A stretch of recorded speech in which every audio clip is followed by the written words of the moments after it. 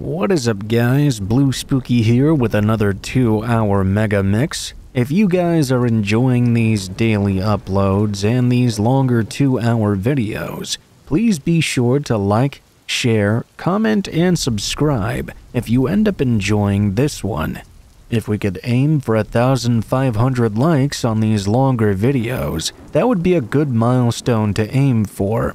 It all helps the channel to grow and the videos to do well, to ensure I can keep doing these for a long time to come. If you guys have any thoughts about the stories in this video, please be sure to leave your thoughts in the comments below, as my favorite part about doing these is reading your guys' thoughts. Without further ado, I will let you enjoy the next 2 hours or so of true scary stories, and I hope you guys have a great day. I'll see you again at the end of the video. There's no worse feeling in the world for a 5-year-old, or any age really, than losing your parents in a public place. Times that by a crowd of thousands and triple the number of places they could be, and you have my absolute nightmare, especially in the baking sun of the Florida summer. Looking back, I would call myself a really codependent kid, getting anxious if my parents even went into the next aisle over at the grocery store, and not really leaving the yard without them knowing, or at least another adult like my friend's mom or dad. So, when we took a trip to Disneyland in the foreign state of California, I knew I would be clinging to them like gum on the sidewalk.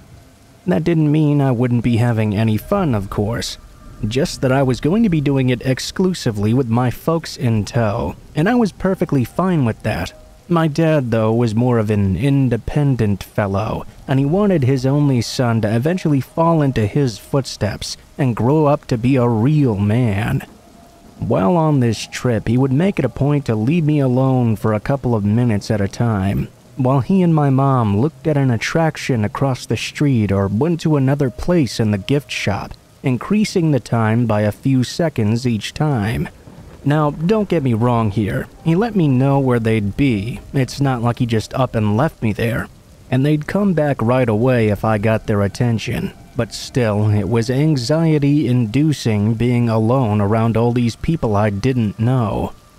I knew my classmates and teachers at school and things like that, so that didn't really count when I was around crowds there. My mom comforted me if I started to cry, and said maybe my dad was being a bit too hard on me, but you really couldn't win with him. If he had something in his head, you'd be fighting him the entire day, if not more. This all came to a head on the third morning of our Disney trip, when my dad suggested he and my mom go grab some breakfast, while I waited in the hotel room by myself. To most kids, a chance to be alone and watch all the TV I wanted would be heaven. But I just remember a spike of adrenaline shooting through me, and the hotel floor practically falling away beneath me. I mean, I'd be in my room or out in the yard at home alone just fine, but they were always nearby. At the same time though, a big part of me looked up to my dad, and I wanted to make him proud. So, reluctantly, I put on a brave face and said I'd be fine. I hunkered down in front of the Disney Channel as they left, feeling like the whole room was closing in as the door shut behind them. After watching reruns of Good Luck Charlie and Ant Farm on repeat, I quickly got bored and tried to change the channel. Flipping through was the only way to combat my mounting anxiety. Apart from the TV, the room was too quiet, too big, too unfamiliar for me to be comfortable, but the TV wouldn't change without a passcode for whatever reason. I guess I'd left it idling for too long. I tried to remember what the room passcode even was for what felt like forever, but I came up short. I could feel the anxiety starting to mount again as the TV played the same commercials over and over. Now I had nothing to forget that my parents weren't in the next room. In hindsight, I know now that I had an extreme undiagnosed anxiety disorder, but at the time I had no idea what that was, or how to deal with it at all aside from distracting myself or finding them, and so I chose the second option. I could hear my heart beating in my ears as I opened the door to our hotel room. We were on the ground floor, and technically we were in a motel attached to the main resort, so our door faced a small parking lot. I had been in that dark room so long with the curtains drawn that the sun reflecting off a bright blue car next to ours blinded me for a bit. I knew I had to act fast if I wanted to find them. I didn't know exactly where they were going, but my mom said before they left they'd be across the bug bridge to the left. I started walking down the road to the left, looking for any bridges or Disney-themed breakfast nooks I could find. A little bit difficult, considering nearly everything around me was Disney-themed. I walked far too long before I realized I didn't see anything that could be like what she was describing. Just the Cinderella Castle a middle distance away, a looming presence and a beacon. Maybe someone there can help me find them, I thought. I ran to it as fast as my legs could carry me. Only even then I managed to get even more lost. The bright signs all seemed to look the same, and I couldn't read too well yet, so a map was out of the question. It was also, I learned later, rush hour at the Magic Kingdom area, so the streets were very congested with strangers going about here and there. None of them paid any attention to me. Not that I'd tried to get their attention in the first place. My breath grew short at the thought. I ended up just crouching in the corner for a minute, trying to make myself as small as possible, and trying not to cry while a Disney song played nearby. The people were really starting to close in. As I looked between my fingers, I realized why. Someone in a princess costume had strolled onto the corner and was greeting people and signing things. I recognized the yellow dress immediately. Belle. She was my favorite princess. We were going to do a picture opportunity with her later today, but if I couldn't find my way back, that would never happen. My blood rushed into my ears. My tears caked my face as they dried. I decided to be a man in that moment, even if a scared one. With shaking, wobbly legs, I cut the line and ran right up to Belle and said, "Can you help me?" You might know the rest of the story. Belle looked at the crowd of kids for a minute as if signaling the parents to come get theirs for cutting in line. A look of realization crossed her face, though, and she asked me, "Are you lost, honey? Maybe Beast can sniff out your mother and father if we ask nicely." I agreed, drying the tears from my face. This time they were tears of relief, though. Apparently, my parents had been looking for me since they found the room empty and the door wide open. I guess in my panic I'd forgotten to close it. The TV was still on too, blaring more and more reruns. It must have looked a lot worse than it actually was, like I'd been kidnapped instead of just wandering off or something. They called the front desk, who called hotel security, and eventually it made its way through a good portion of the chain. By the time I'd asked Belle for help, my parents were considering calling the actual police and filing a missing persons report.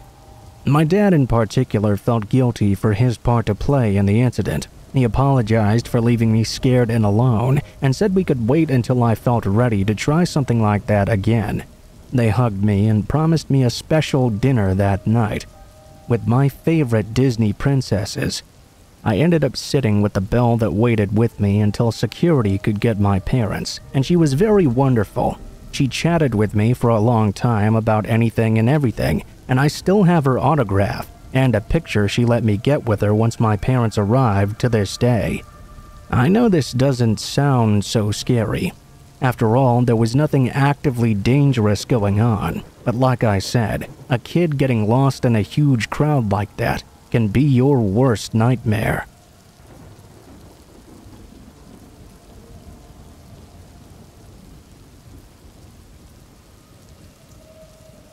My name is Diane, and I'm here to tell you about my honeymoon with my wonderful husband, Cooper. We met only 2 years before we got married in college, and it was a whirlwind romance. I'd never met a more considerate, kind, or funny man in my entire life. We've been married for a total of 5 years now, and I can honestly say he's still my better half to this day. Our first date was to see 2017's Beauty and the Beast remake. and despite what people say about the live-action versions, we both found we actually really liked it. In fact, we make it a tradition to watch it on each of our anniversaries or on special occasions significant to our relationship. Early on in the wedding planning, we decided to take the plunge and have our honeymoon at Disney. This would be our first major couples trip not sponsored by our school, so we had a huge learning curve ahead of us. Cooper had gotten a degree in finance, so he knew pretty well the ins and outs of trip planning, and I was more the bargain finder. This made it a lot easier than we'd thought it would be to plan for the trip, so despite all the stresses of slapping a wedding and honeymoon together, we never lost sight of what it was really all about: celebrating our love. Cooper and I, however, found ourselves in the middle of something straight out of a thriller. The first few days of the week-long trip were wonderful. We chose a tropical suite with a strong paradise theme. It had its own pool and hot tub and was close to a cute little Disney-themed breakfast place we wanted to try. Coop loved the Mickey-shaped waffles, by the way. Still likes to make them like that occasionally.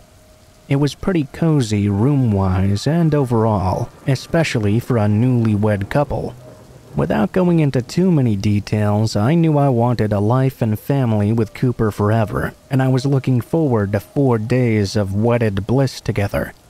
Day 4 started off just like all the others. I'm an early riser, while Cooper sleeps in a bit later, so I was up and brewing a cup of coffee for myself, while the sun crept higher through the morning, flooding the room with light slowly. By the time 10:30 rolled around, he shuffled out of bed to join me. He wrapped his arms around me and kissed the back of my neck before heading to the bathroom, mulling over the plans for the day out loud. That's how we decided to go to the Epcot Center that day, a spot we hadn't tried yet, and something different from the Magic Kingdom and other areas. We wouldn't be going on many rides, though. We just like to soak up the atmosphere of a place at our own speed, seeing what we could find while walking around. We'd meet all sorts of people, both tourists like us and cast members, and even had a couple take our picture in front of some cultural monuments. One of these people we met definitely stood out though, a large man that looked to be about his mid-40s. He introduced himself as Charles, and he towered over both of us. When he offered to take our picture in front of the Epcot ball itself, I noticed him staring at me and not really making eye contact with Cooper. He seemed to be taking a little too long to snap 1 or 2 photos as well. Though, in his defense, we were facing the sun at the time, so I can't really say for sure. He was polite enough and quick to hand my phone back to me, but I couldn't shake how he never seemed to blink, especially when Cooper casually mentioned we were on our honeymoon. "Oh, you're a lucky man," he said. That was the only time he acknowledged Cooper directly. "Thanks," Coop said, drawing his arm around me. We excused ourselves and walked away. Coop teased me about having competition even on the honeymoon. I rolled my eyes and smacked his chest. "Not a chance," I said.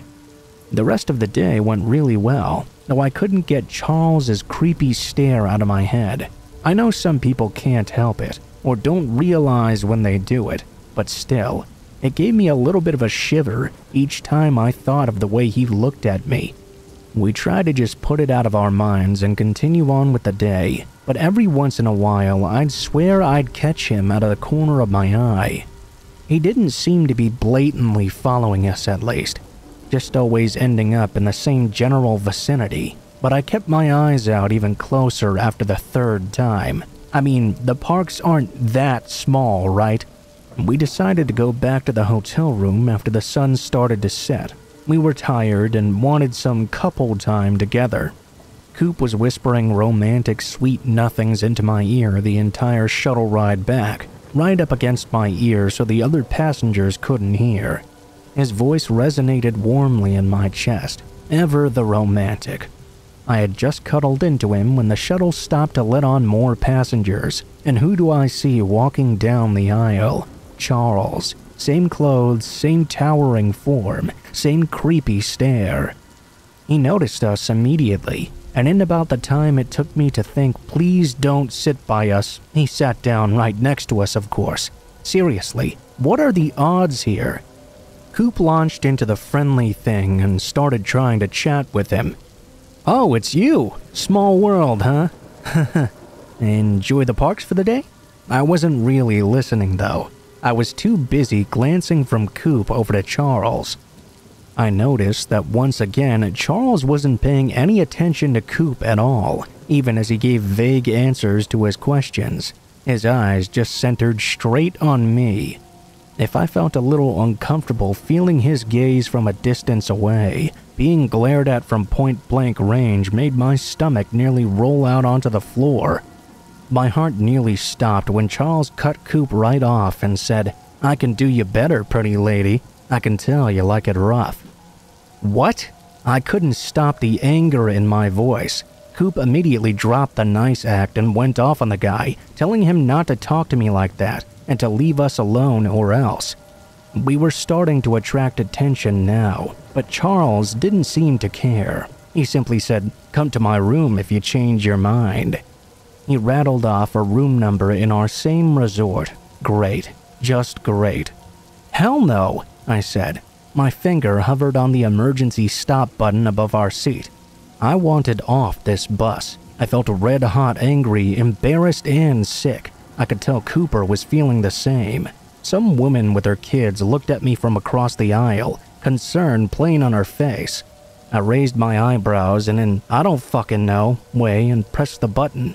The bus immediately came to a jerking stop. Coop and I leapt and ran out before Charles could even think about following. A security officer stopped by our room a short while later to ask us about the incident. Apparently, Charles went on a loud rant about how the pretty woman never see what he can offer, and intimidated the other passengers to the point where the bus driver felt the need to call security and kick him out. They were even suggesting we submit a report to get him banned from Disney entirely, maybe even arrested on misconduct charges. Coop and I agreed. After all, the thought of him stalking another person felt awful. Even though he didn't do anything physically to me because we were always surrounded by people, the next girl who came alone might not have been so lucky. Regardless, Coop and I were still able to enjoy the rest of our honeymoon in the privacy of our own hotel room, and we never saw or heard anything about Charles ever again.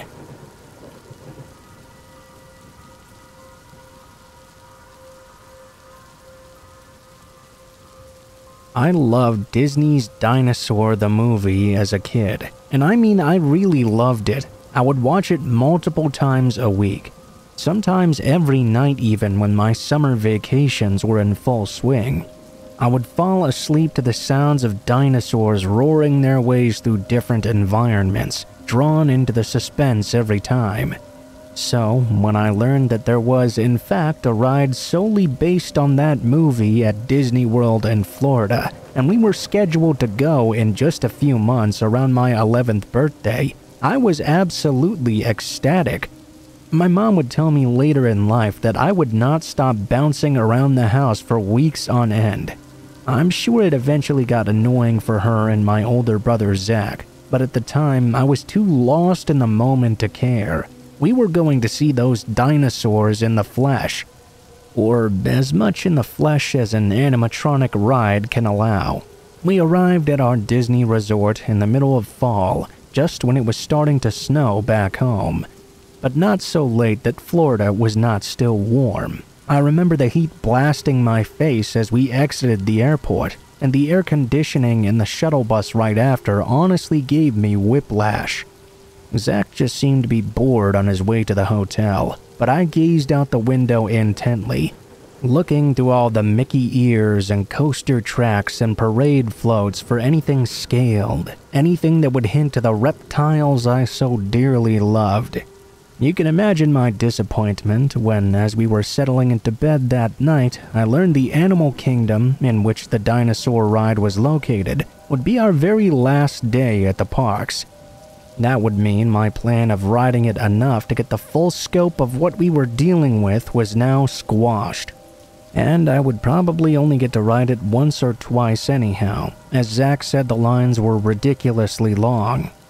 I lay dejected in my Disney-themed pajamas that night, staring at the combo of moonlight and security lights through the hotel blinds.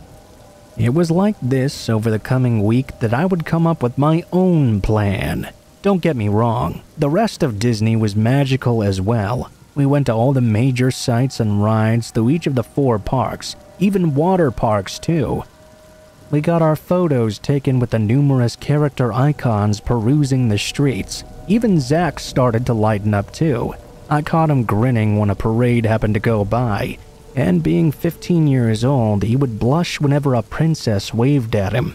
By the 3rd day, he took his hoodie down and didn't groan at all when Mom asked him to go on a ride with me.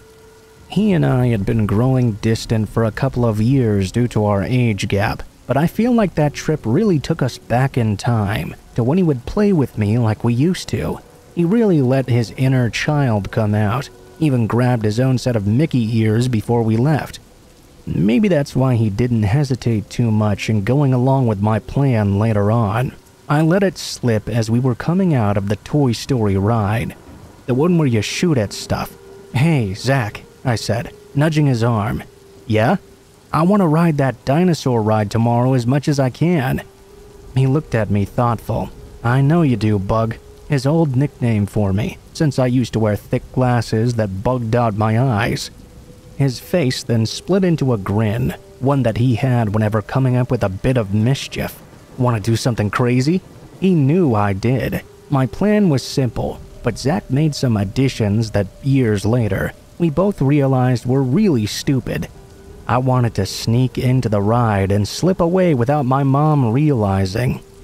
Zach proposed we duck under the seat so the ride operator would let us go as many times as we wanted, or find some way to loop around that wasn't getting back in line. Eventually though, we landed on the most reckless idea yet, one that would definitely get us in trouble, or even banned from the entire area if we were caught.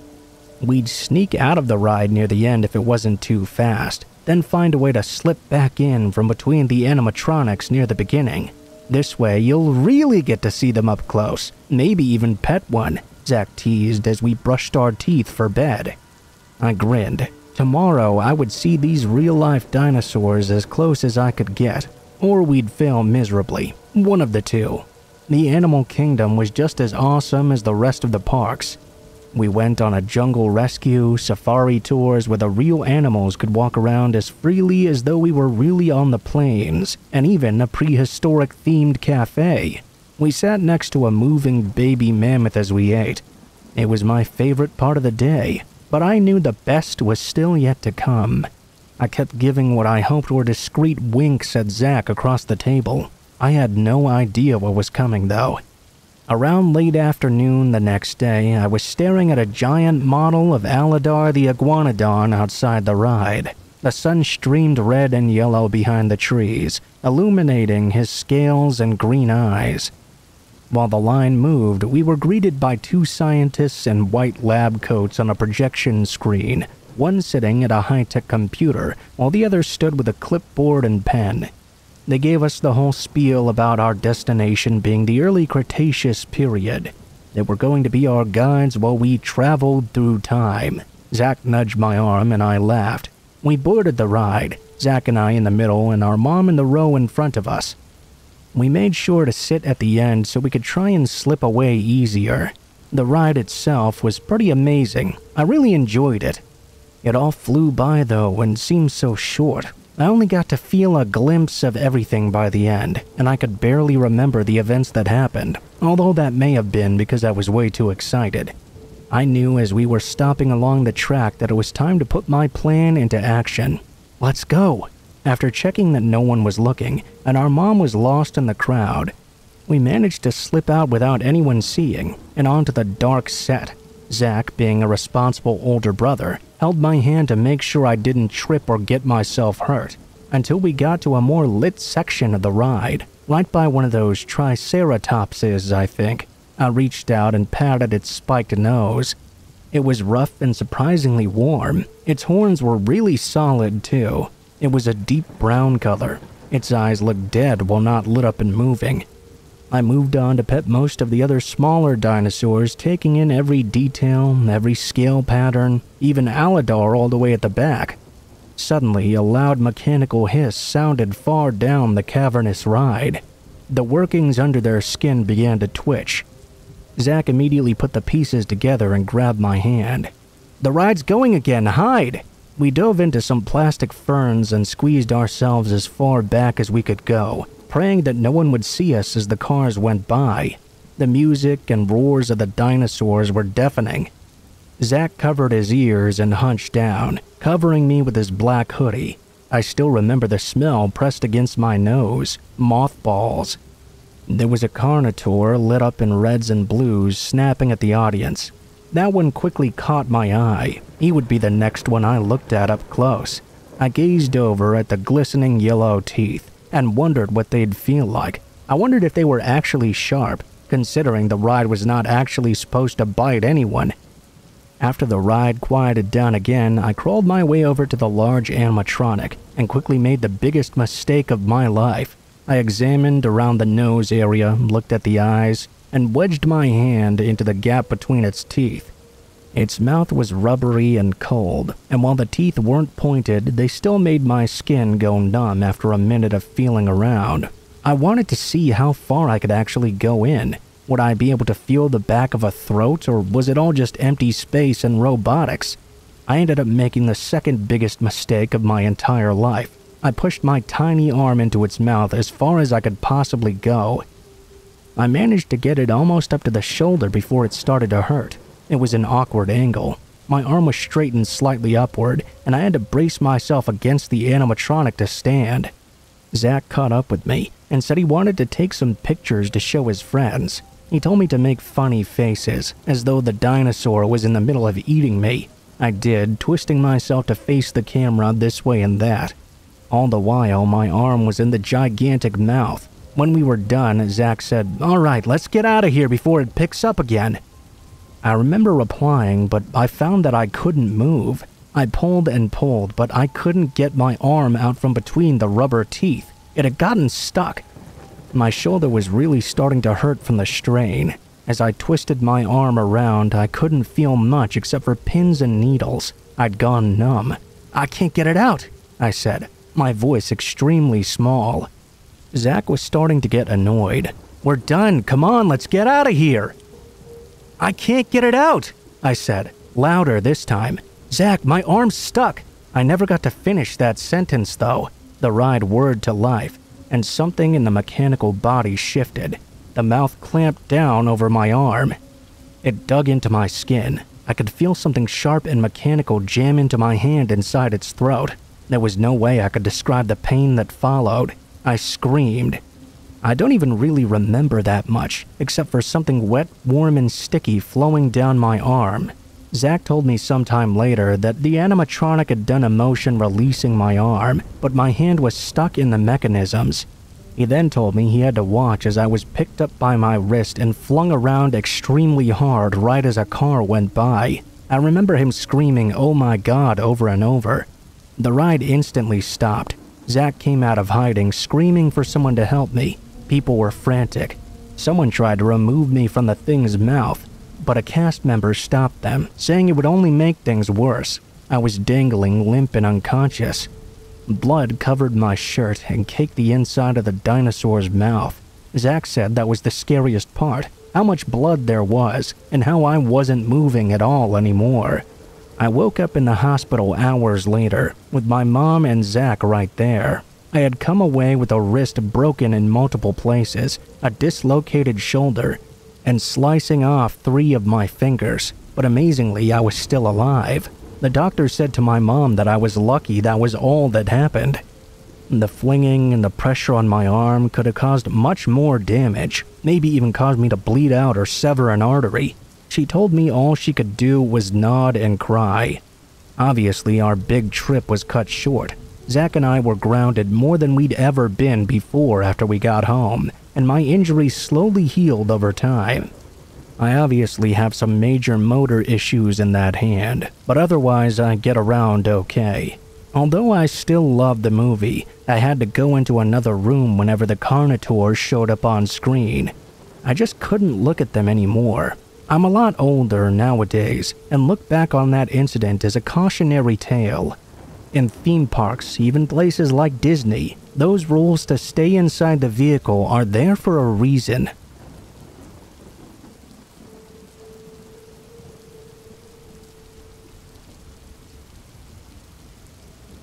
I grew up a military brat in San Diego, California. My dad was in the Marine Corps for 25 years, eventually reaching the rank of gunnery sergeant. Before he retired in 2011, I'm really proud of him and I love him very much, but I won't sugarcoat it at all. Growing up with a parent in the military was not easy. He wasn't home much, and when he was something of a disciplinarian. I didn't have nearly as much freedom as some of my friends did, but that was just as much of a boon as it was a burden. It really helped me to stay on track at school and gave me the means to get into a good college later on in life. Without a doubt though, the worst part of him being in the Marine Corps was when he had to go away to war. Although he wasn't part of the initial invasion force, my dad was deployed in Iraq in June of 2003. I was 11 years old at the time, and it really sucked having to say goodbye to him, no matter how much he tried to reassure us he would be okay. I was old enough to be acutely aware that that might be the last time we ever got to talk to him, the last time I ever got to hug him, the last time I'd ever get to see him alive. Needless to say, the next 6 months were some of the most stressful of my entire life. Every little news report I saw on TV gave me the worst anxiety. Every time we got news a serviceman had died over there, I feared for the worst. Mom tried to shield us as best she could, but at the risk of sounding a little full of myself, I was smart, inquisitive, and sensitive as a kid, and she could only do so much to keep me from worrying. So it was that in September of 2003, Mom decided to take me to Disneyland for the weekend to take my mind off of things. To be honest, it was exactly what I needed. I was hugely into Disney when I was a kid, and although I'd been over to Disneyland a few times before, being so stressed around the house meant seeing it again was like doing so through fresh eyes. I took pictures with as many of the characters as I could, and each ride me and my mom went on seemed to alleviate my anxiety and depression that much more. The whole first day was going wonderfully well. That was until we got in line to ride the Big Thunder Mountain Railroad.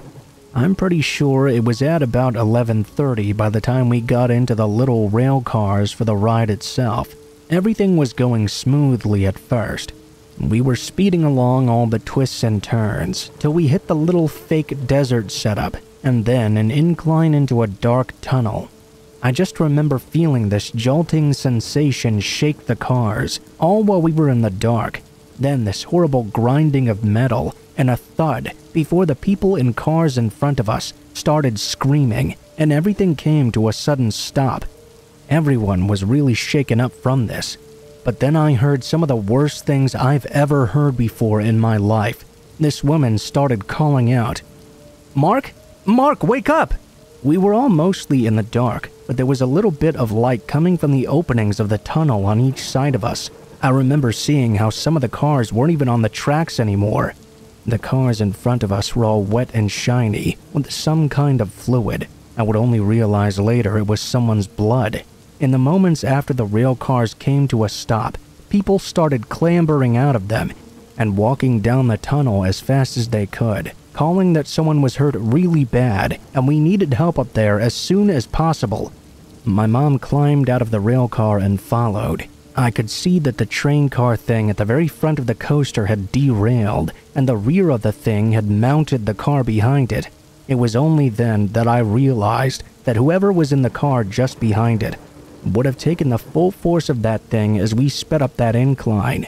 There were also people in the cars ahead of us who were trapped by it, stuck in the rail cars and unable to get out because of the way they were positioned in the tunnel. Thankfully, me and my mom weren't trapped, so we could just get out of there. I think it took another half hour before firefighters could get them all out, so paramedics could treat them before taking them to the hospital. All the people that could get out were herded off by park staff toward the River Bell Terrace, where a medical treatment area had been set up. Like I said, me and my mom were mostly okay, just a little shaken up from the whole thing. But there were people with some very serious injuries who had not been so lucky. We later found out the guy at the very front who'd been in the first car had actually died. It's horrendously tragic that someone should lose their life when all they wanted to do was go to Disneyland and have a bit of fun on a few roller coasters. I know it's kind of messed up for me to think like this, but we got really lucky that day.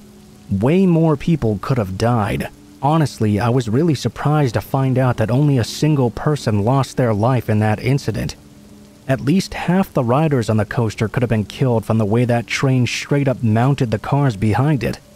Since that day, I've never ever ridden a roller coaster, and theme parks in general just kind of creep me out now. I know they're super fun, and I hope I'll get past my fear of them one day, but for the time being, I'm more than happy to just avoid them and stay safe. Even the sound of people screaming on them reminds me of Big Thunder Mountain, and the way that woman just kept screaming for her husband or son or whoever it was to wake up, and they never did.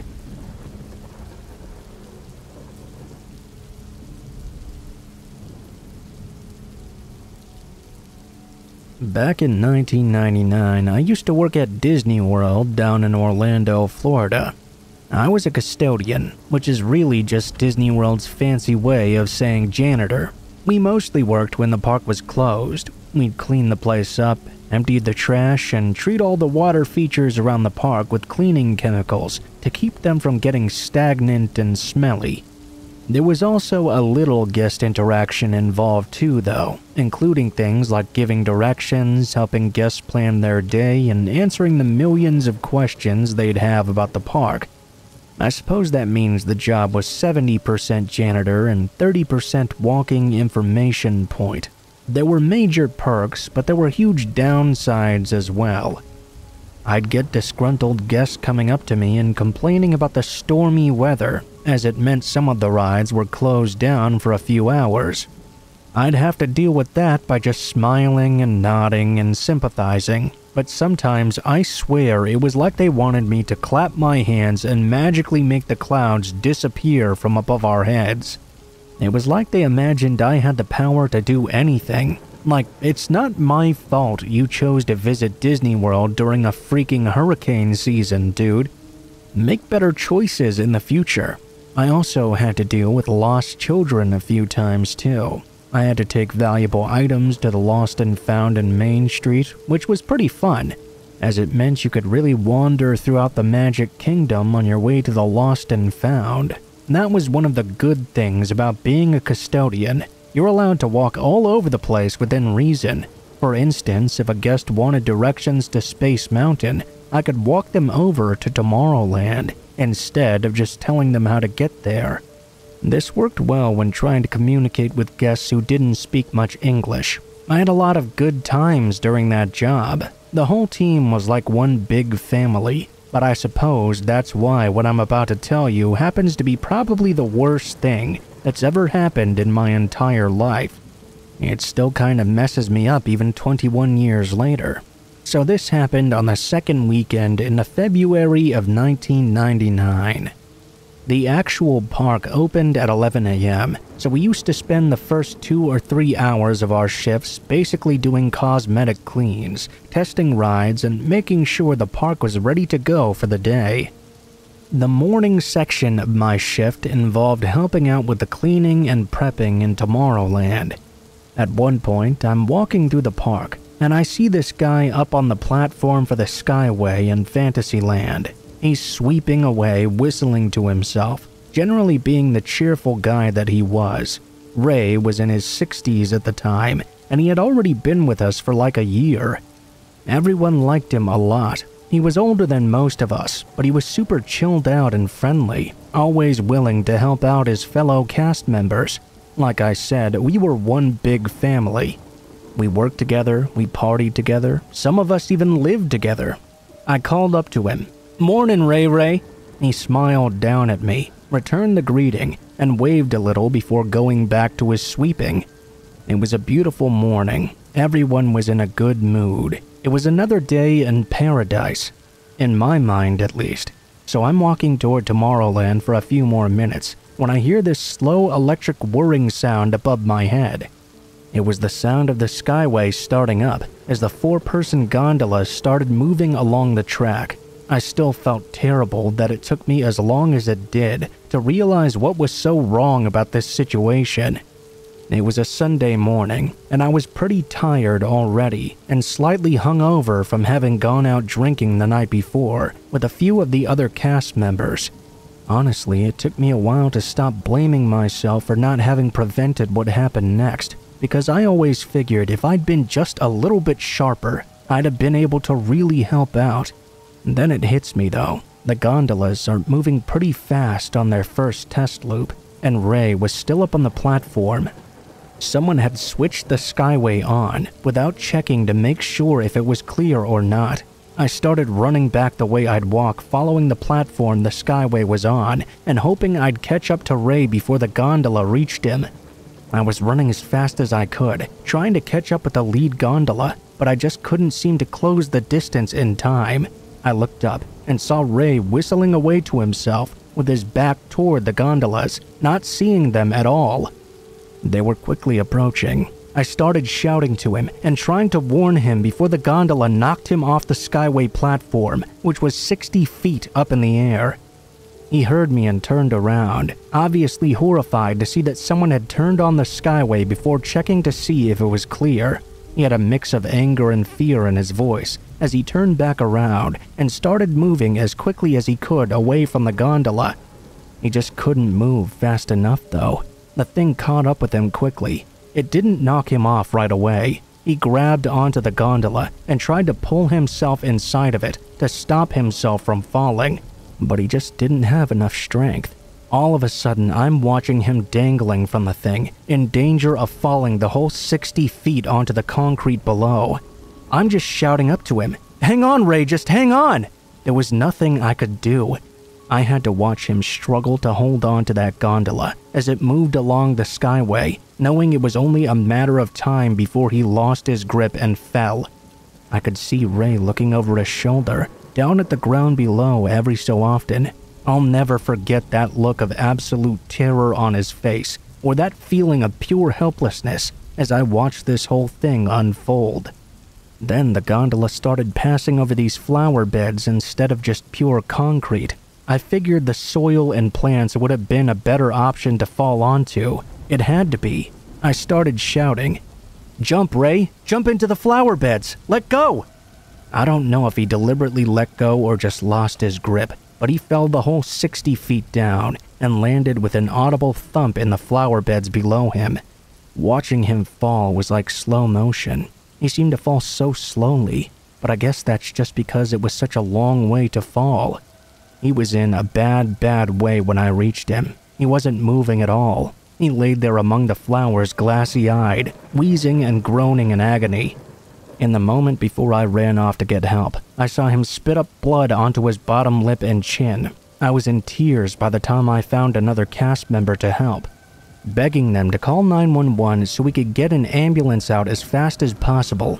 Emergency services got there less than 20 minutes later.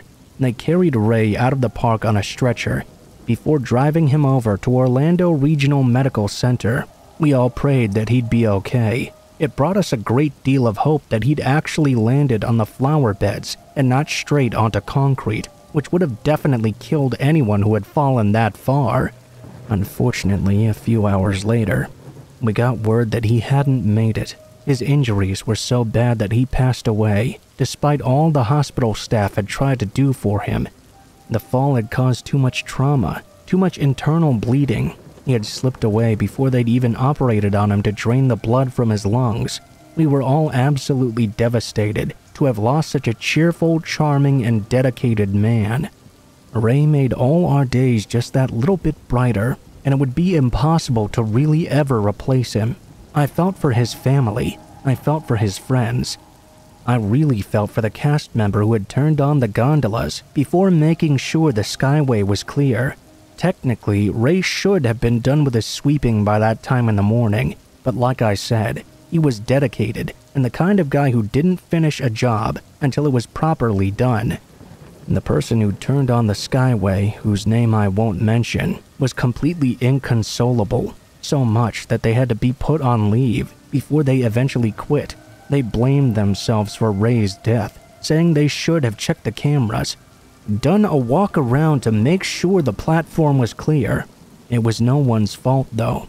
I've come to terms with that. It was a simple breakdown of communication. It could have happened to anyone. It wasn't my fault, it wasn't Ray's fault, and it wasn't the operator's fault. It was a horrible twist of fate. Everyone that could get time off attended Ray's funeral. We all wanted to be there for his family as best we could, to assure them their husband and father was one of the best men we'd ever known. Ray was the first cast member to die in the park in over 10 years. A little memorial was put up backstage for him, so we could all remember him at his best, with a smile on his face, instead of scared and broken. Rest in peace, Raymond Barlow. We love you, and we miss you every single day.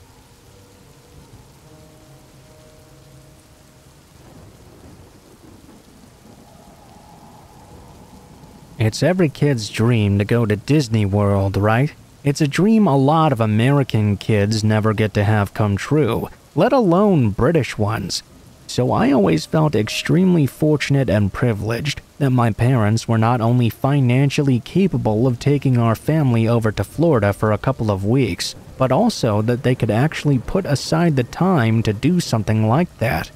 In all likelihood, they probably didn't want to. I mean, no offense to anyone that does, but what kind of actual grown-up wants to spend all their time queuing up for rides and baking in the hot sun after paying for overpriced churros and chocolate sauce? That's not even touching on the pure scam that kind of stuff can be.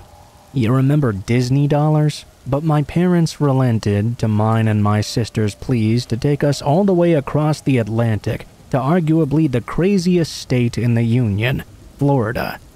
This happened a long time ago, back in 1998, so excuse me if I misremember any of the smaller details about the park itself. I remember the year pretty clearly though, because the game StarCraft had just come out. I was fortunate enough to pick up a copy in the US before it was even commercially available in the UK. To a 10-year-old like me, Florida was the land of the lost or something. I mean, it had actual dinosaurs, i.e. alligator farms where you could feed the big old beasts with hunks of meat, something I was way too scared to do myself. I was happy to watch my dad do it though before he scampered away down the wooden walkway like he was regressing into a childlike state of pure primal fear. It was the land of Tropicana, where food proportions dwarfed those in the UK. The grass and trees were different and fantastical. So much so that I might as well have landed in an alien world. It was also the home of the most magical place in the entire universe, Disney World. It was during our third and final day trip to Disney World, though, that something happened I didn't properly understand until I was a great deal older. The truth of the event, my parents tried their best to shield me and my little sister from. So this is how it happened. I remember we were in the Animal Kingdom part of the park. I was always really interested in natural history when I was growing up, so I was particularly excited to see this portion of Disney World. I was incredibly happy and excited to be there. Of course, I'd had to wait 3 whole days at Disney before we finally got to see this particular part of it. Every other kid seemed to be just as happy as I was. As we got off the shuttle bus out at the park, I remember seeing this one little girl with her dad, who looked uncharacteristically miserable for a kid who had the good fortune to be visiting Disney World. I mean, there's always one moody kid out of the bunch though, isn't there? One who never seems to have any fun no matter what's happening around them. Honestly, as confused as I was about her, I forgot the sight pretty quickly. My own excitement was overwhelming me at seeing my favorite Disney film animals, like Mustafa from The Lion King. Go figure, I was on a buzz throughout the entire day. Whether we were on the rides or on the safari tour thing, or eating at one of the cafes, I'd constantly see this little girl and her dad. She looked consistently exhausted and unhappy. I found myself staring to the point where my mom and dad had to warn me to stop staring at other kids because it was rude. I knew they were right, of course. It was rude to stare. Besides, this girl seemed awfully upset for some reason. Surely seeing me staring at her would only make it worse. A little while later, I remember walking along drinking one of those ginormous zillion-ounce sodas or whatever, happy as Larry, when I see that little girl and her dad in front of us again. I'm not going to pretend to be all like I knew something was wrong or that I sensed it, because I didn't at all. One thing that struck me as kind of odd about this whole thing at the time, though. One thing did kind of strike me as odd, though. By the time I was 10, I hated holding my mom or dad's hand. That was what babies did. This girl didn't seem to be all that keen on holding her dad's hand either, and at one point even tried to shake it loose, but he kept on holding her. At one point he even started to grip her wrist and telling her to behave. I found this kind of distressing.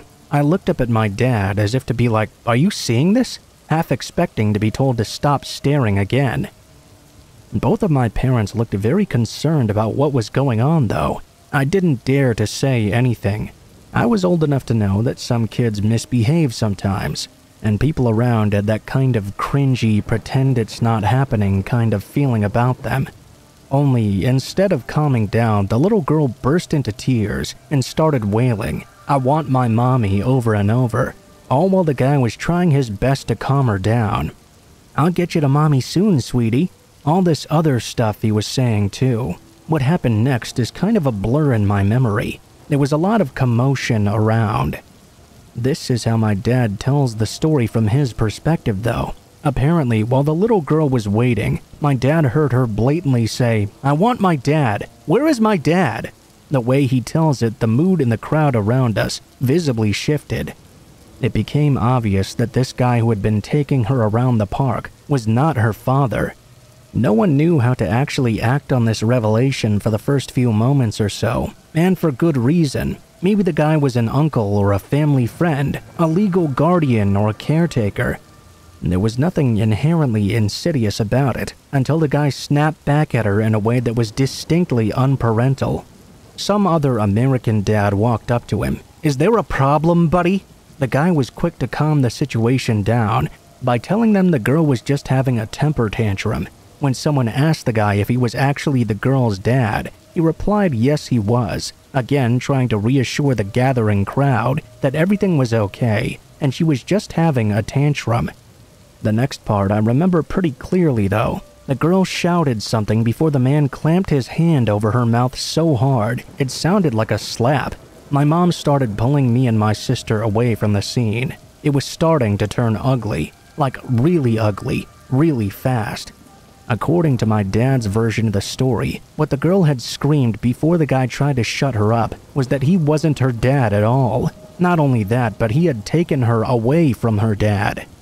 All kinds of people started rushing forward, and my view was blocked off. There was shouting and moving. I remember seeing this tubby woman shoving her way through the crowd of people with that same little girl in her arms, who by that point was sobbing uncontrollably. A crowd had formed around the man, and it began to sway and shift. There were shouts and screams. I mean, the kind of screams that were so intense and frightening, they made me shake and shiver in fear. My little sister was bursting into tears, too. By the time park security showed up, who 10-year-old me assumed were the police, the crowd began to disperse. I distinctly remember seeing the man who had taken the little girl from God knows where, pinned on the ground with someone on top of him. That's the thing I remember most crystal clear to this day. A lot of my memory has been filled in with my mom and dad's retelling of the event. but the image of that guy's rage, how it twisted up his facial features, is still burned into my mind. It's been made all the more sinister by the fact I now know what he was so angry about. He'd taken that little girl and kept her pliant because he'd promised her a trip around Disneyland. She was probably so keen to go that she hadn't fought back. God knows what he was intending to do with her afterward. Luckily, that chance was taken away from him by a bunch of do-gooders. At least that's the way I imagine he thought of it playing out. It's sick. His long game of lulling his prey into a false sense of security before he finally had his way with her. Not that I realized any of this at the time. To a 10-year-old, it was all just one big mess of confusion and fear. I knew that whatever was going on was very, very wrong. We have no idea what happened to the man or the little girl after. No one spoke of it again for the rest of the holiday. I'm pretty sure it was almost 5 or 6 years before one of them brought it up with me and explained exactly what the situation had been. As far as I knew, all I'd seen was a dad mistreating his daughter, who'd then been arrested for it. Even to this day, it still screws with my head that one of the most horrid things I ever witnessed happened in what was billed as the happiest place on earth, and if things had gone just a bit differently, that girl could have been a corpse or worse just a few days later, and nobody would be any the wiser. Thank God she had the courage to speak up when she did. And thank God there were good people around that reacted the way they did too, because I don't even want to imagine the alternative.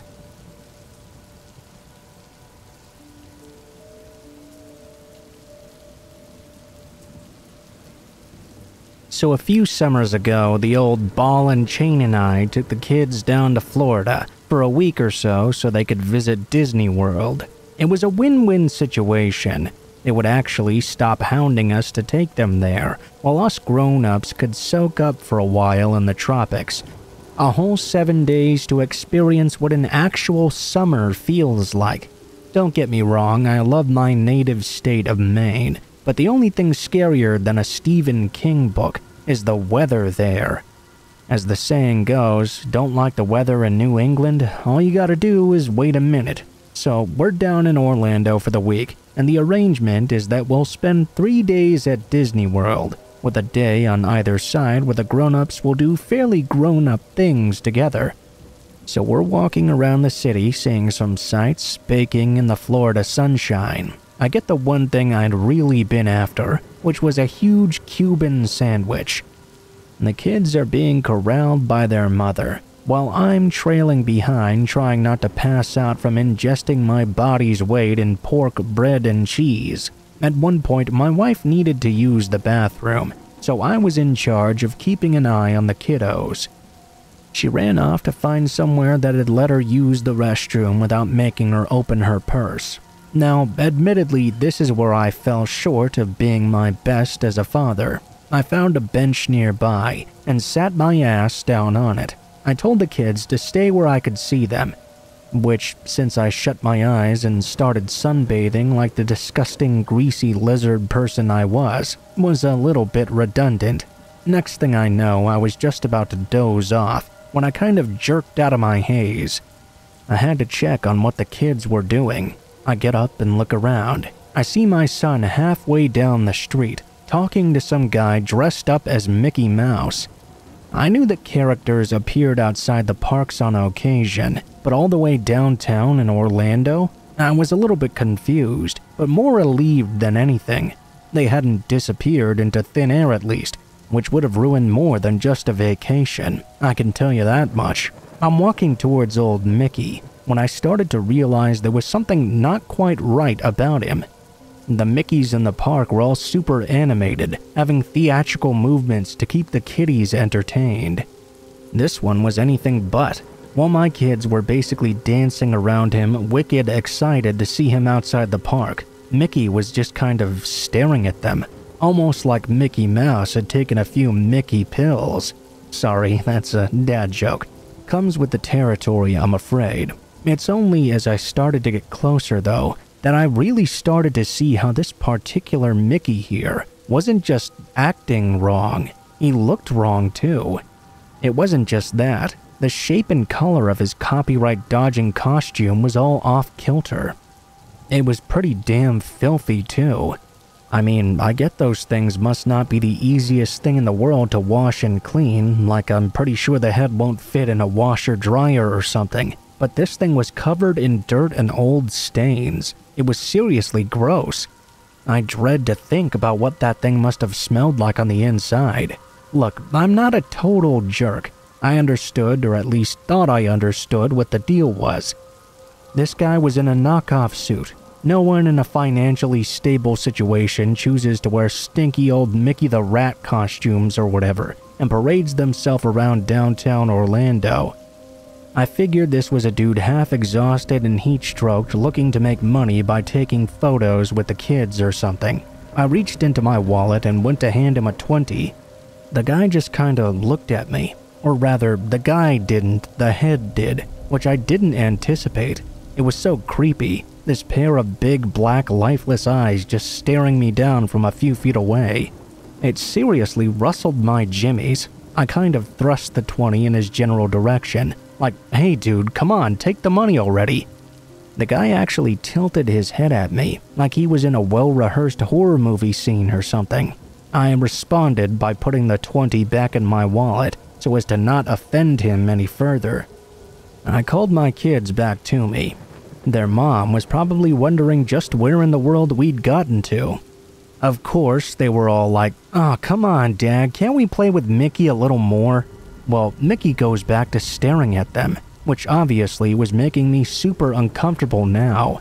I insisted in my best stern dad voice that they would do as they're told right now, or I'd be telling their mom on them. She's the tough one after all. As they went to walk away, Mickey reached out to try and grab my 7-year-old son. Red line crossed right there. Don't touch the kids unless I know you. I stepped up to the guy and stated that he had no right to lay a hand on my kids, especially not in that fake Mickey suit. The man just took to staring at me again. The whole time he'd not made a single sound. I took both my kids by the hand, who were getting pretty distressed at this point, since Dad was being mean to Mickey. Mickey wasn't exactly being his cheerful self either. I made a show of apologizing to the man for being curt with him, then tried to make it one of those teachable moments as I walked away with my kids, making it clear to them that no adult is allowed to touch them without their express permission, and that strangers are most definitely not allowed to touch them, even if it's Mickey. Always tell Mom and Dad if they do. Then though, I made the mistake of looking over my shoulder, where I see old Mickey is still staring at me, and somehow managing to be even creepier than before. That night I just couldn't sleep. I was not used to how humid Florida would be. Our motel room's air conditioner had been very well behaved all week, but picked that night of all nights to start malfunctioning. Thank God the kids' room's unit was still working hard, but ours not so much. I ended up getting out of bed and sitting at the little table in the kitchenette where I drank a glass of something. I was just trying my best to cool down so I could get back to sleep. We had the flight home the next day, so I needed to be as sharp as possible so I didn't screw up and lose the boarding passes or whatever. Just so you know, the motel we were staying at was all bungalows, single-story units in a horseshoe shape. The one we were staying in happened to face the highway outside. I took a walk over to the window and took one final look at the floor. I walked over to the window and took one final look at the Florida night. I loved vacationing here. I totally understood why it's the retiree's destination of choice. As I'm looking out through the blinds, though, I see something out there that made my jaw drop. Standing outside, silhouetted by the streetlights as still as a statue, over near the highway, was an obvious Mickey Mouse shape. The circular ears, the oversized hands, the whole works. I actually said "no fucking way" out loud. The realization hit me that knockoff Mickey Mouse Man from Orlando had somehow figured out where we were staying. Okay, so I had no idea how he managed to work that out. It's something I still think about from time to time. The only concrete thing I can imagine in my mind is that when not wearing that suit, He could have looked just like anyone, so maybe he followed us all the way back to the motel on foot, or in a car or something. I'd have no idea we were even being stalked by the same person. Like I said though, we left Florida the next day, and I only talked to the cops down there one time. I have absolutely no definite answers on how that guy found us, so I found myself rushing back to the kitchenette to grab a knife from the drawer, which might seem like an overreaction to some of you, but I can't overstate the fear I was feeling at that moment. Something happens when you're a dad, something where you're not willing to roll the dice with your kid's safety. So whatever was about to happen, there was no way I was going into it with just my fists. Knife in hand, I rushed back to the window and looked out to see that no one was there anymore. Note that I say no one and not nothing, because lying in the parking lot about 100 meters closer to the motel room was the entire knockoff Mickey Mouse costume, just lying there on the tarmac. I was staring at the damn thing in terror for a moment. This guy had stripped off his costume in 15 seconds and was now nowhere to be seen. What happened next is literally something out of a horror movie. I'm checking the peripheries of the parking lot, trying to spot this guy, when boom, he pops up right in front of the window and bangs his head onto the glass. Yes, his actual head. It was so hard I thought it would knock the entire pane out whole. I almost had a heart attack right there. Whatever yelping scream I made when the guy appeared immediately woke up the wife and kids. I told the missus to get in the kids' room and lock the door behind her, and call the cops as well, after which a few terrified questions pertaining to what was going on came. This window pane must have been made out of security glass or something, because this guy, who by the way was now completely naked from head to toe, just couldn't seem to break it no matter what he threw at it. His fists, his forehead, whatever it was just boomed and shook the frame. The whole time I was waving my knife at him and shouting that the cops were on the way. He switched his attention to the door, trying to bash it open. As I rushed over to the kid's room and asked my wife if the cops had sent anyone yet, I heard her respond with yes. By the time I got back to the window, the banging had stopped and the empty Mickey suit was gone from the parking lot. I watched that parking lot until I saw the blue flashing lights approaching, and only then was I really able to breathe properly. I gave statements to the cops who arrived and told them all about the earlier interaction I had with the man. I figured it would be pretty easy for them to find the guy who was butt naked if he didn't have this huge Mickey Mouse suit on, but like I said, it wasn't like we were there for much longer. The next day, we caught the plane back home to Maine, and back to reality. I had to get on the phone to Orlando police to see if there had been any developments at all, which, to my surprise, there hadn't been. There hadn't been a single arrest relating to the incident that night, despite having questioned several Disney cast members, both current and formal. I know that might seem like a really anticlimactic way to end such a story. No one was caught, nothing was resolved, and I have absolutely no revelatory or illuminating piece of info to share with you. No twists like, oh god, the call was coming from inside the house or something. That really is where the story ends. The guy found us, he terrorized us, and then we left Florida. I suppose I can end it by saying I'm looking forward to going back at some point when the kids are older, and they have no interest in going to Disneyland, but definitely not anytime soon. And definitely not to downtown Orlando.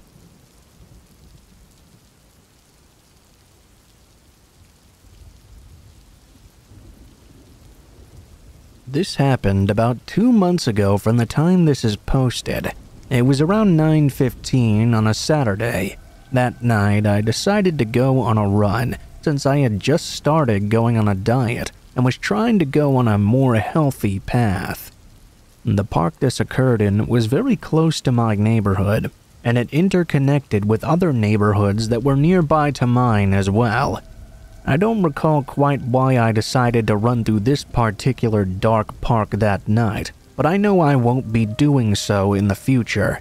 The moment I entered the park, I noticed it was completely empty. Or so I thought at least. I had been running for about 6 to 8 minutes when I needed to catch my breath, In fact, I was so exhausted from running that I was hunched over and practically panting. The moment I put myself up, though, I immediately noticed a shirtless man sitting on a park bench. The park lamp was illuminating him slightly. Not even 2 seconds went by when he looked up from his cell phone, almost like he had been watching me before I'd even noticed he was sitting there. Creeped out now, I turned around and began heading home. I didn't much feel like running anymore anyway. Maybe 10-ish seconds later, though, I turn around again, and the man is now gone. I didn't really think that much of it until I started to hear this weird rustling sound. It sounded like the grass around me was moving.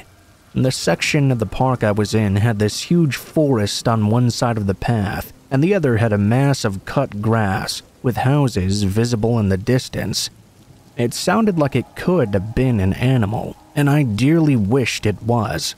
It happened once, then stopped, then happened again. I was genuinely afraid at this point. For some ungodly reason, though, I stopped dead in my tracks and just stood there. The rustling stopped again, almost like whatever was lurking in those dark woods was moving in unison with me. The thing that really traumatized me, though, out of everything that was occurring, was that while I was standing there, the dead silence was broken with what sounded like heavy breathing coming out of the woods. At that point, I didn't hesitate anymore. I ran and sprinted for my house. When I got to the entrance of the park, I could now hear a distant groaning coming from behind me. As I looked back to see what it was, someone emerged out of the tall grass in the woods onto the concrete pathway. It was the same man I'd seen earlier.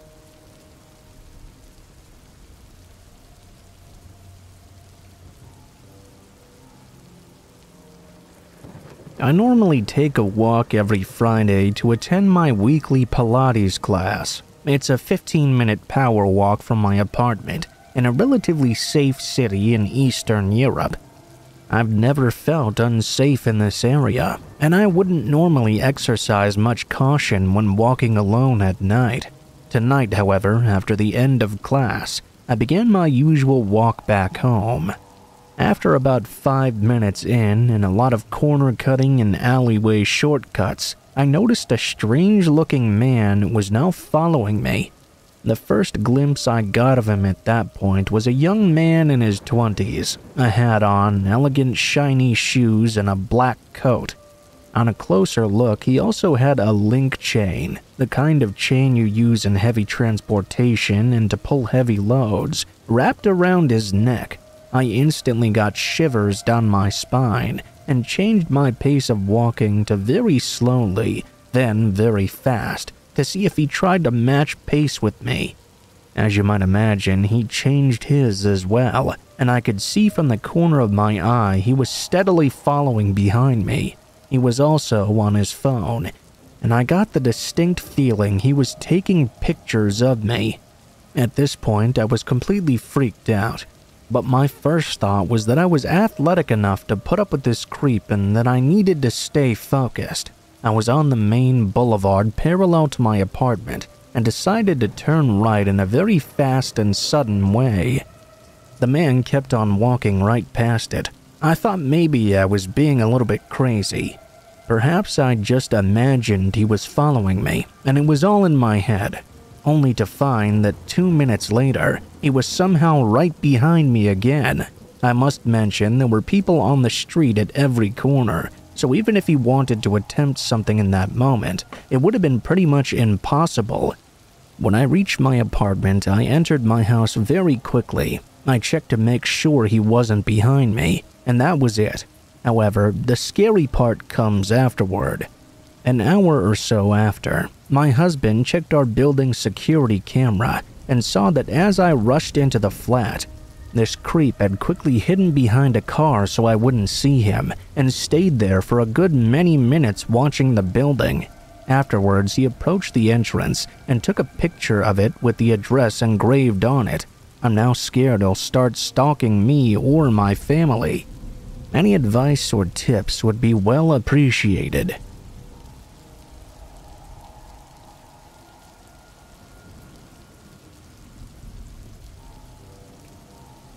One evening when I was 16, I had taken my dog Tex to a park near my house. Tex was technically my dad's dog. My dad worked as a cop in our city, and Tex, a German Shepherd, worked with him as a police dog. We had been there at the park for about 2 hours, and it had started to get pretty dark out. I got Tex back on his leash, and we started to head back for our house. It was a few blocks away, and by the time we left the park, it had gotten pretty dark out. It was a Sunday night as well, so it was pretty quiet all around. That was until I started to hear a noise behind me. I looked over my shoulder, and across the street, heading in the opposite direction, was a man dressed in an old Hawaiian shirt with old cargo pants and sneakers. He looked like he might have been about 50 or 60, and looked totally bored as well. The strangest part of the whole scene, though, was that he was dragging a rake behind him. This was the noise I was hearing. It was an old metal rake, and was just scraping on the pavement behind him. The other weird thing was how Tex reacted to him. Tex is always serious when he's out on patrol with my dad, but normally he's a complete marshmallow when he's at home. When he noticed this guy, though, his hackles went right up, his ears went down, and he started to growl viciously. The man stopped under a streetlight and turned to look over at us. He just stared at us for a few minutes, so I tugged on Tex's leash and we kept on walking. After a few minutes, I turned around and looked over my shoulder again, only to find the guy was still staring at us. Now, all of a sudden, he dropped his rake on the ground and started sprinting right at us. And Tex started barking as loud as he could and trying to get at the guy, while I tried to pull him in the other direction. The man stopped when he saw Tex acting like this and just stood there in the middle of the road. I was dragging Tex away while the guy continued to just stare. After a few moments, he went back to grab his rake. This time, he started to calmly follow behind us. He was walking totally normal, not like he was in a hurry or anything. He was still clearly following us though, dragging his rake behind him all the while. After we finally made it to my house, I told my dad what was happening outside. When I gave him the description of the guy, he calmly told me to wait in the room and went to make a phone call. My room looks out over the street, and I looked out of my window, only to see the guy now standing in the middle of our driveway. I could hear Tex barking downstairs in the hall, and in the distance, I could hear sirens approaching. As I looked down, I noticed the guy had what looked like paint on his shirt front. I guess I hadn't noticed that while I was trying to get away. He looked up and noticed me in the window. He stood there looking at me, and it occurred to me that he was not showing any emotion at all. The entire time he'd been walking, running at me, or following me, he'd always had this emotionless, almost bored facial expression. He stood there just staring at me as the police sirens got closer and closer. 3 cars finally pulled up to our house. 3 of the officers grabbed the man, and he went with them calmly into one of those cars. I came downstairs and explained the situation to the police and my parents. It turned out the guy was not from our neighborhood. He had been diagnosed with severe mental issues before and had forgotten to take any of his medications for a while. The police think he got into a bus with no real destination in mind, and when he got off, just grabbed a rake from someone's yard while he was walking. The paint I had seen was actually blood from someone he'd met just an hour before me. He'd beaten that person up with his rake before continuing on his way. My dad told me I was lucky I had Tex with me. It clearly deterred the guy from getting too close. I don't go out much after dark now, and when I do, I always make sure I'm either with other people or have Tex nearby.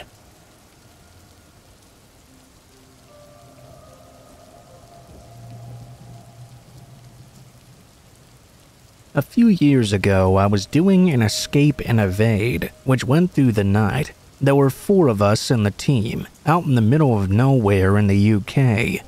We were in between two forests, about 1 kilometer apart from each other, and I decided the quickest route would be to go through the forest ahead to get to where we wanted to go. It was pitch black out, and with no lights on us, we focused on a particular part of the forest to head towards to make our entrance in. As we got to the edge of this forested area, we discovered a collection of what appeared to be human skulls lined up along the path. That instantly freaked us out as we looked down the well-worn path leading off into the woods. So yeah, what did we do? We proceeded to follow that path and see where it went. I do recall thinking at the time, this is what people in horror films might do before they get butchered to death or something. After a bit of walking along this path, we came to a cleared out section. We then saw a collection of makeshift huts made out of random bits of junk.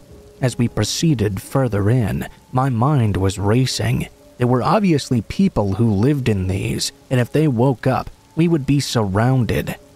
I signaled for everyone to retreat back the way we came. I must point out it was around 2 in the morning, and we were in stealth mode. Not a single word was being said. We exited back the way we entered and gave ourselves a good 200 meters or so of distance from that forest. We took a knee together to whisper about what we'd just seen. As we were all collectively freaking out, we then began to hear something from the forest behind us. Remember, we were in between two forested areas. We could hear drumming and what sounded like quite a few people not exactly singing but kind of humming and chanting.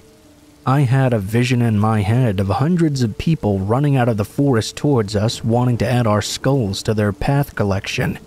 For some bizarre reason though, during this event I told everyone it would be just fine, since we were all wearing camouflage and face paint already. If we just lied down, then anyone who emerged from the tree line wouldn't be able to see us. After a couple of minutes of hiding and scanning both tree lines to check if anyone was emerging, we quickly headed back towards the forest with the huts, but went off right of the entrance and made a quick exit, all the time checking everything around us. One of the most bizarre and crazy things to stumble across in the middle of nowhere. I myself kind of put it down to devil worshippers, which I had encountered before, but I suppose that's a story for another time.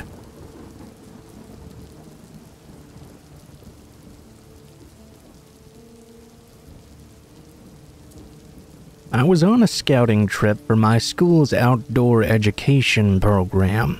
We got to a campsite and ate. It was mid to late August, and the sky was very clear. It was also warm out as well, so we decided we would just sleep in the open that night. It got dark and we unrolled our sleeping mats and sleeping bags around an old fire pit that had been filled in with rocks. We soon fell asleep. I woke up maybe an hour or so later though, to hear the little pitter-patters of animals moving around. I didn't really think anything of it. I'm used to the sound of the woods when camping. As I was laying there though, I started to feel little feet climbing over my arm or my hand or the side of my neck. I sleep on my side, with my head resting on the bicep of my outstretched arm. I started to get up and grab my flashlight from my boots next to me. I turned it on, only to see a horde of mice skittering off me and returning back to the old fire pit, which they had evidently made their home. After I saw it was mice, I relaxed a bit. I grabbed all my stuff and moved a bit farther away. Before I'd seen it was a horde of mice, I was very worried about a raccoon or something getting into our stuff. Luckily, we had it locked up enough that the mice weren't going to destroy our food or do anything too bad to our equipment. We did end up using that campsite for our trip, but we moved much farther away from the fire pit. Best to leave nature alone if you really want to have the best experience of it.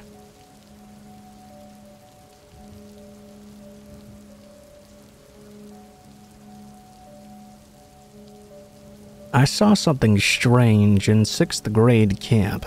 I snuck out one night because I was a little shit back then. I decided to go freak out the girls by jumping on the low roof. I wasn't thinking about spying on them, mind you. I just wanted to play a little prank on them. I saw a teacher out doing a patrol though, so I decided to revert course and head to the far side of the lake in the woods. Now, this was May in Michigan, so the leaves were just starting to come out.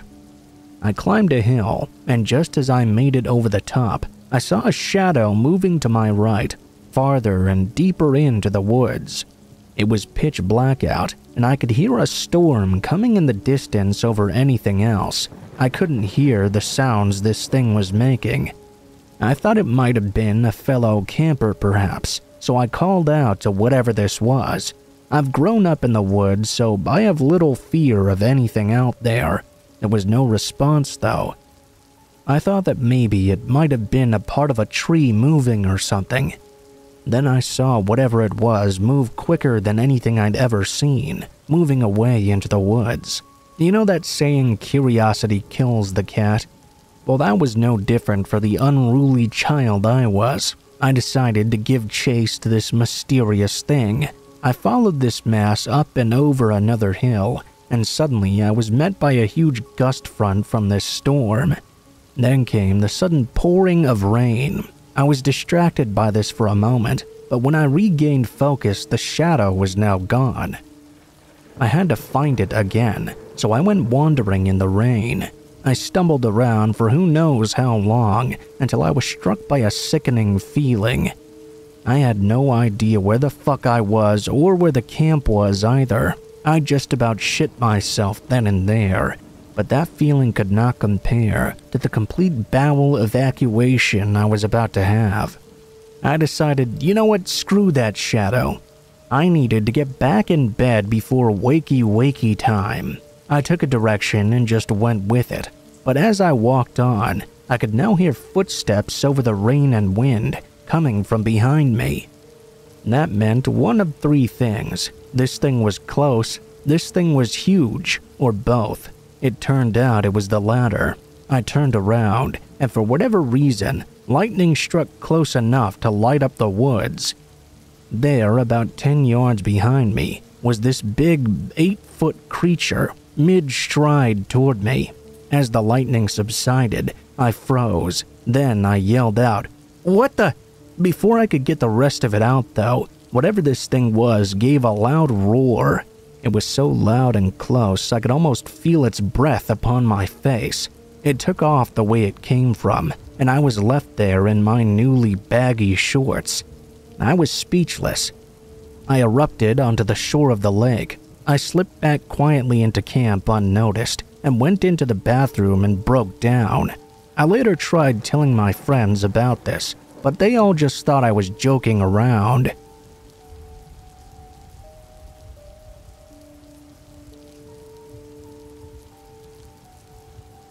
My only real, almost freaky experience is when I was tent camping with my SO in a relatively developed, crowded campground high in the Sierra Nevadas.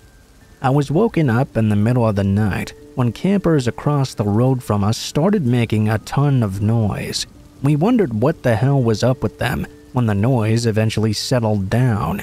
I decided I might as well get up and take a piss. I briefly debated just going around the back side of my tent, but I thought that people might hear or see me, so I walked the 40 yards or so to the campground bathroom.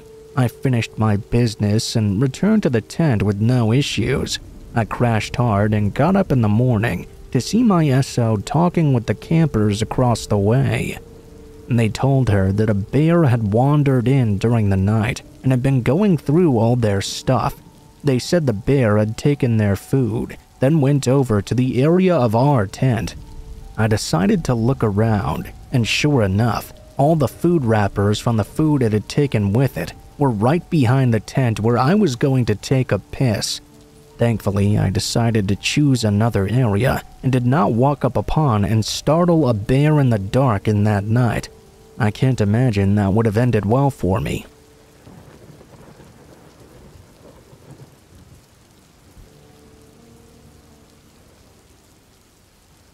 This happened to me when I was 14. I'm 34 now.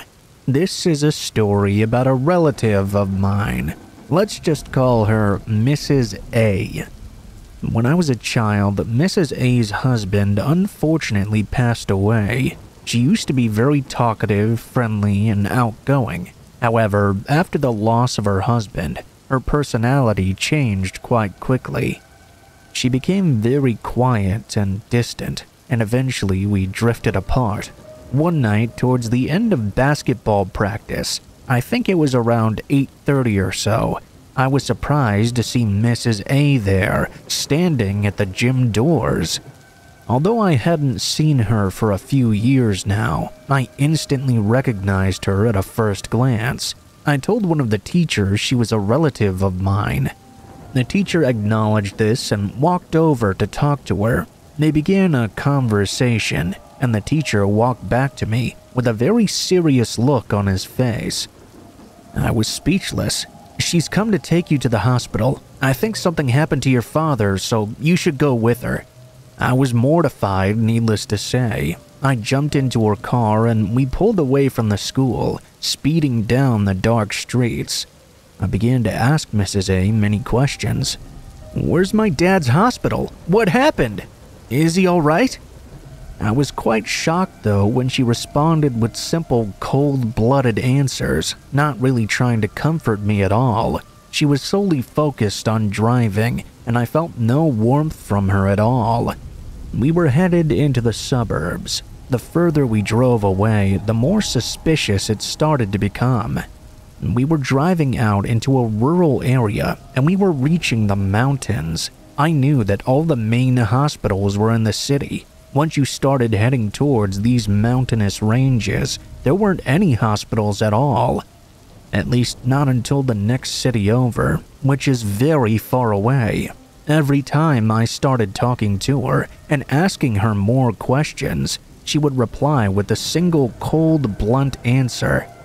I started to wonder if the woman driving this car was really my relative at all. No longer driving on city roads, shops and houses were getting scarcer and scarcer. I knew that before long, we would be really far out into the countryside. I saw the light of a home center up ahead. It was still open. I quickly told her that I'd forgotten something, and I really had to step out and call my teacher quickly. I asked her if she could do me a favor and pull over for a second. I really needed to speak to him right now. It absolutely could not wait. Somehow, after a bit of conversing, I managed to persuade her to pull over at the home center. I walked out in a hurry, trying to appear as calm as possible, and entered the center.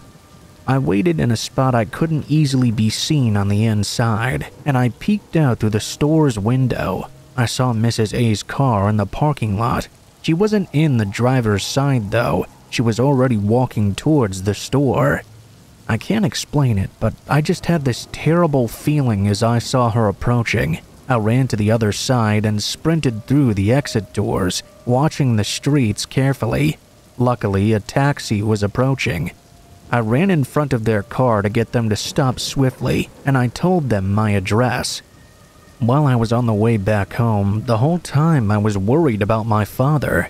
When I finally arrived home, my mom paid the taxi fare. I walked into my house and saw my father right there, sat down in the living room drinking a beer and watching TV. "What's wrong? What's with that look on your face?" he said. I explained to him what just happened, and his face turned pale. He looked terribly concerned. Apparently, when Mrs. A's husband had passed away, eventually she suffered a nervous breakdown and complete psychotic break. She was admitted into the hospital, and she lost contact with the family. Many family members grew quite worried about her behavior. My father said that because she didn't have her own children, she was always alone. Perhaps that affected her mental state. My father called her home phone number. In those days, mobile phones weren't too common. Then, my father called Mrs. A's family. Her mother answered and told us Mrs. A had been absent from her part-time job today. They were just about to call around and ask where she was. The next day, the police searched her home.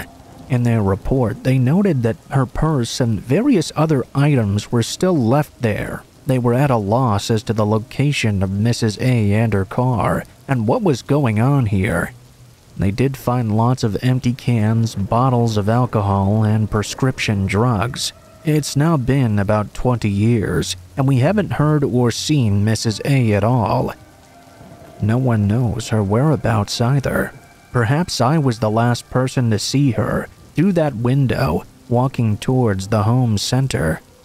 Due to the long period of time that's passed, nothing can really be discovered further about this situation, nor the reasons behind her attempted abduction of me. I can't imagine what could have happened to me on that day if I didn't get out of that car right there and then. Where was she planning on taking me? Why was she planning on taking me? I wonder sometimes if she's still out there, perhaps watching me. I have so many unanswered questions.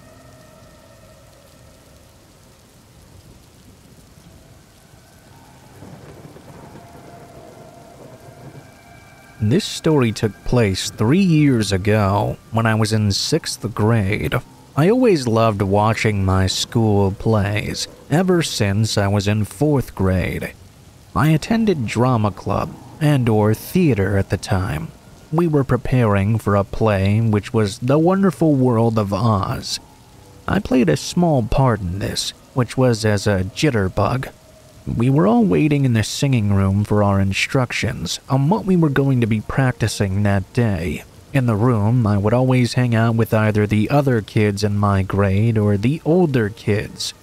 There had always been a tree in front of our school, which was planted in remembrance of the previous drama director. It became sort of an urban legend at my school.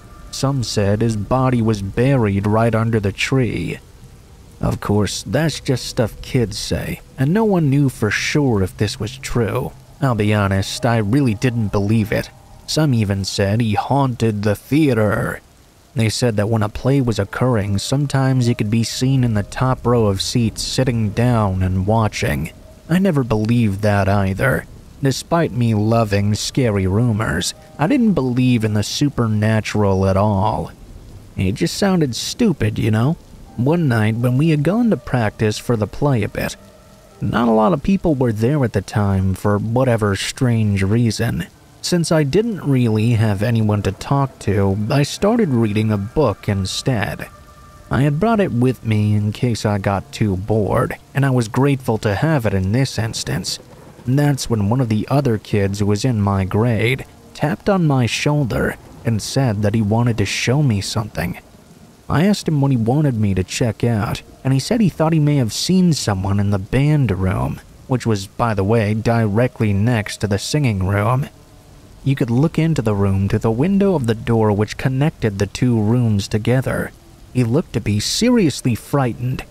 He said he'd seen someone in that room for sure, but the teacher was gone, and he didn't know who it could be in that instance. Not to mention the freakiest part of all, the doors to the room were locked.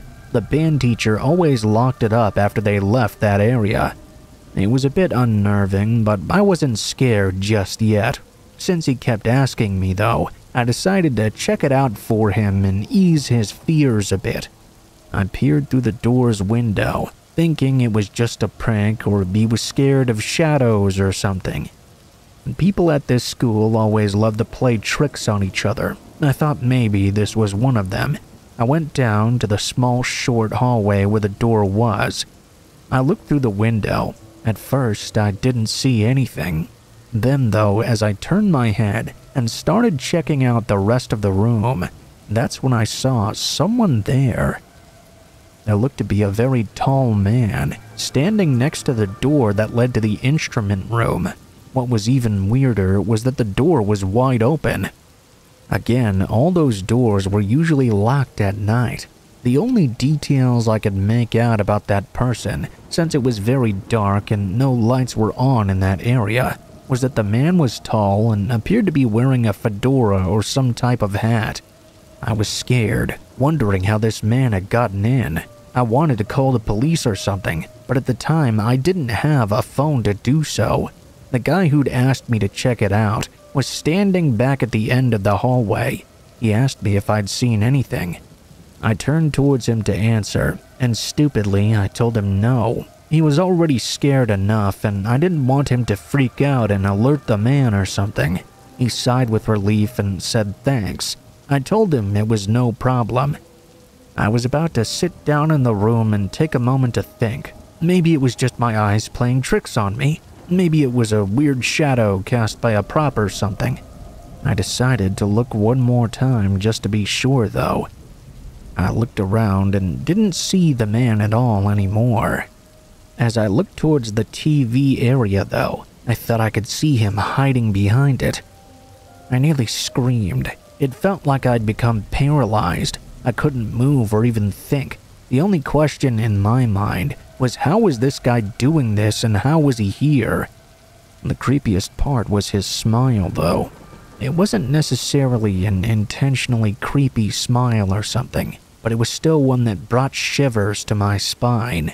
It was like a welcoming and friendly one, but that's when I heard him say something, the words that still creep me out to this day. "Come over here, child. Let's practice together." I was freaking terrified. I had no idea what to do. Maybe I was just having a nightmare, like I used to do when I was a child. I was so scared I closed my eyes and counted to 10. I opened them, and as soon as I did, I screamed at the top of my lungs. He was right in front of me. Through the window, I could see him wearing a clown-like attire and makeup on his face. He was pressing it against the window, doing that god-forsaken smile. I thought he was about to try and break the glass and do something terrible to me. Before anything else happened, though, one of the high schoolers came to check up on me. He tapped my shoulder and asked if I was okay. I screamed as soon as he touched me, thinking somehow the man had gotten around behind me. Instinctively, I turned around as fast as I could back to the door window. I was relieved a bit, because now nothing was there. The high schooler asked me what happened and why I screamed. I didn't lie this time. I told him the full truth. He decided to go look for himself. I told him he shouldn't do so, but he ignored me. I waited to hear him scream or gasp in surprise or something as he realized I was telling the truth, but he never did so. Apparently, the man was no longer there. We went back to the group to continue practicing, and for the rest of the night, nothing weird happened. No matter how hard I tried, I kept thinking and even dreaming about that scary clown. I told my mom about it, but she told me I must have just been seeing things that night. I don't know. It's way too real for that. Either way, I did my best to try and forget it.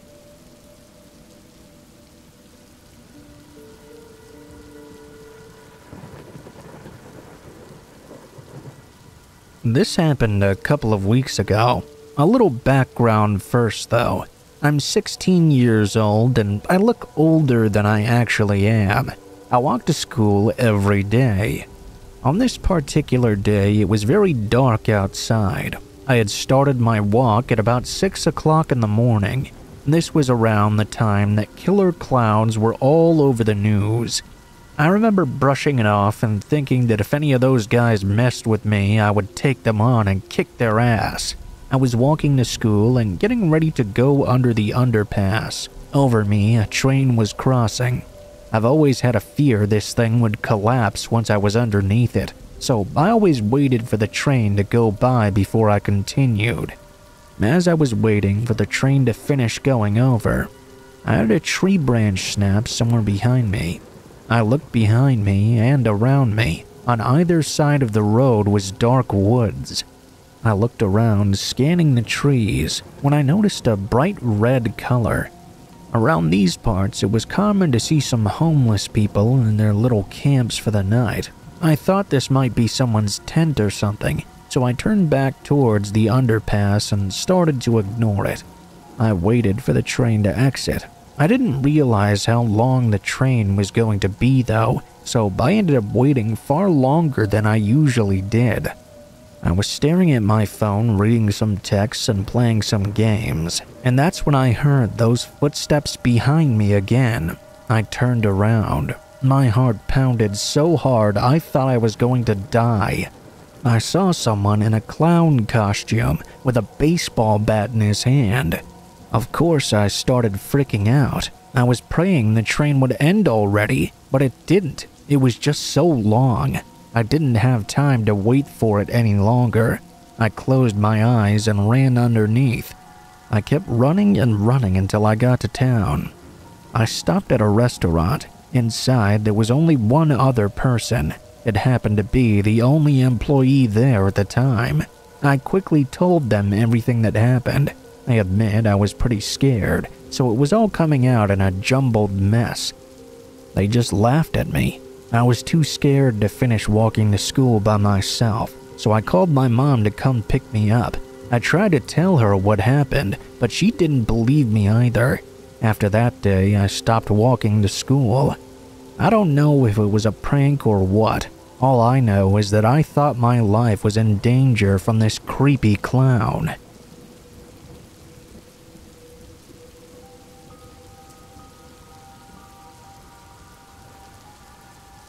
The most sickening feeling I ever got came from knowing the man must have been watching my house, waiting to see when I would come out and go for my daily jog just before dusk. I wondered how many days he must have been watching to know the house would be empty and that time window he used to break into my home would be optimal, just a 20-minute sliver of time. Once I arrived home that day, it took me a few minutes to even figure out what had happened. When I got home, my heart was already pounding and my body was covered in cool sweat. My mind was racing before I even saw the broken window in my laundry room. It was tucked in the far corner of the house, a floor-level window, the perfect entry point. I wondered if whoever this intruder was had already cased my house a couple of times, maybe when I was still home or even asleep in the middle of the night even. I couldn't think of a reason why they thought my house was a particularly attractive target. I have almost nothing of value, and I'm a very modest person. What happened was a burglar had broken into my home, stolen some of my fake jewelry, an old bottle of antibiotics, and a broken iPhone. All in all, the value of everything taken was probably just under $100 tops. What they had accomplished, though, was shattering my trust in the world more than anything else. As they say, the best things in life are free. After realizing what happened, I gave the rest of the house a quick look over as I talked to the 911 dispatcher and had him relay the cops towards my home. I waited out front for them to arrive. Law enforcement didn't exactly present me with any revelations I didn't already know. Someone broke in, stole some items, and ran out, all in the span of just a few minutes while I was out on my jog. They were going to keep eyes out and ears open for anything suspicious, but that's about all they could do. At the moment, at least a couple of them were nice enough to stick around and board up the broken window for me. They also recommended some cheaper but non-sketchy motels I could check into for a while if I didn't want to stay in the house for a couple of nights. Most kindly, one of the officers even offered to help me set up a video security system he had but didn't need anymore. He said it could be installed in 20 minutes. It was basically just a glorified baby monitor, but it was great to keep an eye on your place if you weren't there. Just place it next to the big floor-level window to scare off anyone sizing up the place. He ran home and brought it back and hooked it up in my house, while some other officers helped me patch up the window. I thanked them for being so kind to me and turned down the motel idea. My boyfriend Jacob would be over in an hour or two anyway, and that was enough to make me comfortable enough to stay in the home that night. I knew it was probably just some desperate tweaker willing to bust in for $100 worth of stuff, and likely they would not come back again. The police confirmed that they thought so as well. I just asked if one of them could park out front until my boyfriend got home. They agreed, and Jacob arrived around 9 p.m. The night moved on, and I told him all the details. He didn't seem to be particularly concerned. He agreed with my initial assessment, although he did keep his hunting shotgun right next to my bed, just in case the person decided to come back. It wasn't easy, but I was eventually able to fall asleep. I got a few hours of the sweet embrace of slumber before the quick sound of a text message coming to my phone shook me awake. I groaned and walked to the bathroom to relieve myself. I forgot about the text by the time I got back to bed, and I didn't check it. I wish I had checked that message, though. I checked the message first thing in the morning. It was from my mom. I had avoided telling her what happened because I knew she would freak out and drive all the way from Sacramento in the middle of the night just to comfort me. All that would do was make me more freaked out. Apparently, Jacob had posted a photo of his shotgun resting next to the bed with a little bit of a story to it. My mom saw this on social media and started texting me at 1 a.m. Her first text was actually very helpful and something Jacob and I should have thought about the night before. I saw Jacob's post about what happened. I'm sorry that happened to you. Did you make sure the police checked every inch of your house to make sure the guy isn't still there? My mom actually had a great point. I never asked the cops just how much they'd scoured the house. They just said he'd ran off sometime before I got home, and that was it. Jacob and I had not really done a thorough job of checking either. I woke up Jacob and told him we needed to search everywhere in the house. He was tired and unhappy, but agreed to do it with a shotgun in hand. What we found underneath my bathroom sink horrified me. There was a large cabinet directly underneath the sink in the bathroom of my bedroom, about the size of a washing machine. I had never really thought about it until now. I didn't use it normally either. I casually pulled the cabinet open, almost as an afterthought. It was immediately overtaken by the hideous scent of male BO. I started coughing as I looked away, and my eyes connected with Jacob, who had a look of alarm on his face I had never seen before. I followed Jacob's eyes and the stench to the space below the sink, where I saw a filthy jean jacket and what looked like human excrement. There were also the bottles of pills which had been missing. We called the cops and had the house 100% searched. Nothing turned up, but the cop who gave me the video system pointed out we should review the footage to see if anything happened during the night. Jacob and I watched the footage on my laptop with a few cops hanging over our shoulders. I was almost frozen in fear, despite the sheer amount of armed men in the room whose job it was to protect me. We had set up the cameras in 3 different areas, so we had 3 different shots we could watch of what happened. One in my bathroom, one in my bedroom, and one in the living room which fed out into the front driveway of the house. As we watched the footage, it started with the camera set up in my bedroom. The angle the camera provided showed my bedroom through the open door. A timestamp said it was just after 3 a.m. when movement finally started to happen. Jacob and I were sleeping in our bed, and we watched in horror as the dark figure of a man stretched himself out from underneath the bathroom sink in the other camera. He took a moment to steady himself in the bathroom before he slowly walked into our bedroom. He walked right up to my bed where Jacob and I were sleeping. He just stopped at the foot of our bed and stood there for a good 20 seconds, staring at us as we slept. He then walked out of the bedroom door. We watched the intruder simply walk out the front door at that point. He even somehow locked the front door on his way out. The whole thing had a strange feeling of politeness to it, but it was in no way friendly. It would have been much better had the intruder rifled through all my stuff or stolen all my things. Heck, it might have been better if he had attacked me hiding under the sink where I had brushed my teeth and washed my face just a few hours before, than walking away and disappearing. That was the worst thing he could have possibly done. This felt so much more personal than opportunistic, like maybe this was all planned.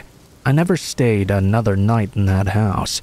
I moved a couple of towns over into a secure apartment building with heavy security.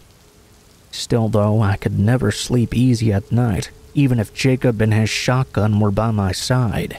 I've done my best to fight through it. My new apartment had a little compartment beneath the sink as well, and when I moved in my first night in the new apartment, I had Jacob come over with tools from work and take that hinge off. I feel a certain comfort each night when I'm able to kick my feet into that open space while I brush my teeth. It does just a little bit to calm my nerves, but it will never be quite the same again.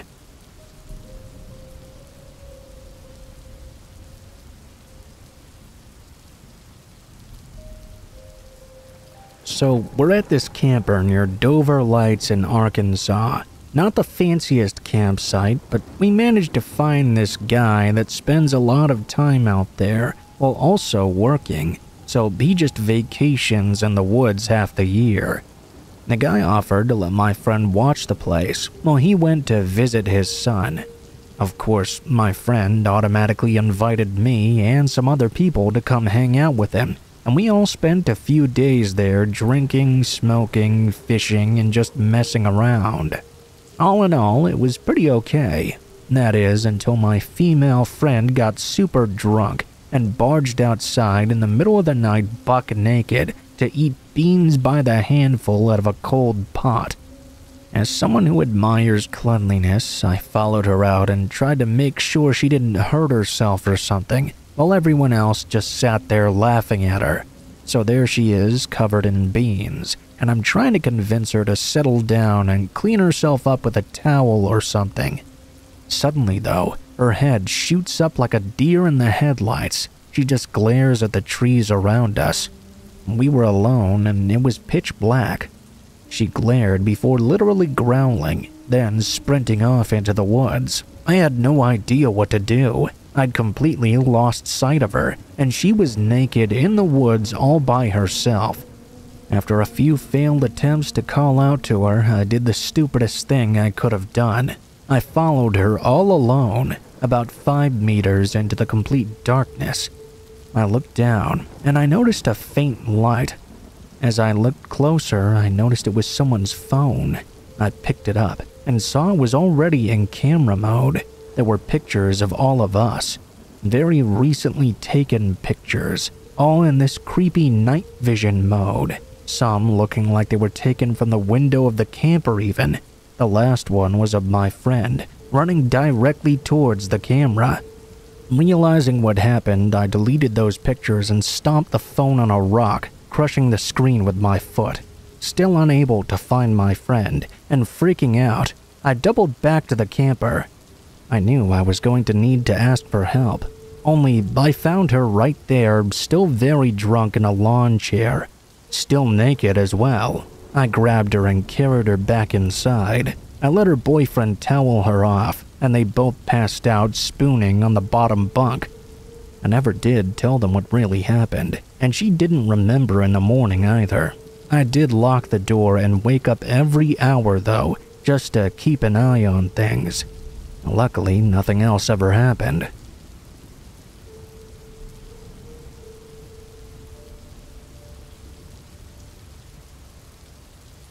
My cousin is with the Forest Service in the Montana-Wyoming area. I decided to go up there with her to literally test the waters. She does hydrology and has to ride out to the middle of nowhere to test streams and snow runoff to ensure there are no contaminants. I thought that sounded kind of fun, and I wanted to do a bit of a tour and spend some time with her anyway. We were going to have to camp out there for 2 nights, so we packed up all our gear and saddlebags and started out. The first night and day was amazing. Beautiful scenery, amazing air quality. It really was so peaceful out there. We started out on the second day. My cousin asked, "Hey, you want to see something weird?"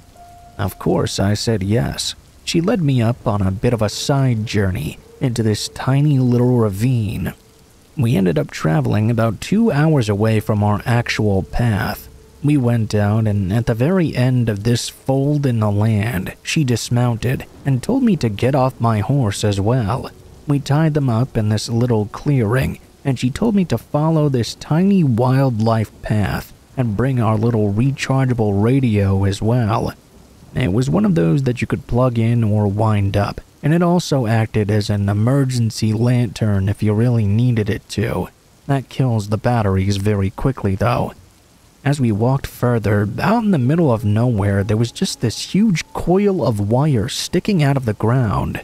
The wire itself was not weirdly large like some buried transmission wire, but small, like 10 or 12 gauge wiring, the kind you'd see for a house or something. It trailed off into the brush and trees. Naturally, I decided to follow this wire out of curiosity. My cousin trailed behind me as I did. This wire, after seemingly coming straight up from the ground, I could see was strung across the limbs of trees, then back to the ground, snaking around rocks and various things. As we continued to follow it, it finally dead-ended into an outlet that was mounted on the side of a desk. It looked like a school teacher's desk, like the kind you would see when I was growing up. It had a metal base and a pseudo-wood plastic top thing. No chair, no building, nothing. Just this weird outlet and this desk in the middle of nowhere. I was staring confused as all hell at this random desk with an outlet in the middle of a forest. That was when my cousin took the radio, pulled out the cord, and then plugged it into the outlet. It lit up and started blaring static. The wire was being fed electricity from somewhere. Now, the place we were at had no road access, no buildings for many miles, and no other people around either. Yet here was this live outlet. It was weird as hell. There was no spooky jump scares or bodies, just one lone power desk in the middle of the woods. It was quite strange, and a little bit creepy as well.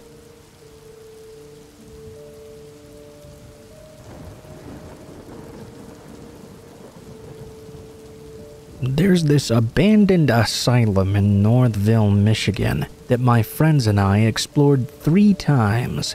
This is the story of the 3rd time and final time that we ever broke in. I still get chills every time I remember this night. The first 2 times we went to the asylum were actually more interesting than creepy.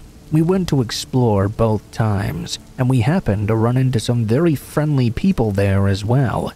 The first time we ran into another group of high school kids. Really scared the crap out of them at first. The second time we met a couple of stoner Vietnam vets that gave us a big tour of the place. It was an entire complex, complete with underground tunnels, a morgue, and lots of things from the 50s left over.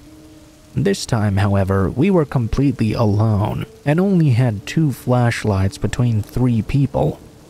Much like the guy with the story about the World War II base, the echoing footsteps sounded like they were coming from behind you there, and always seemed to take one more step after you stopped.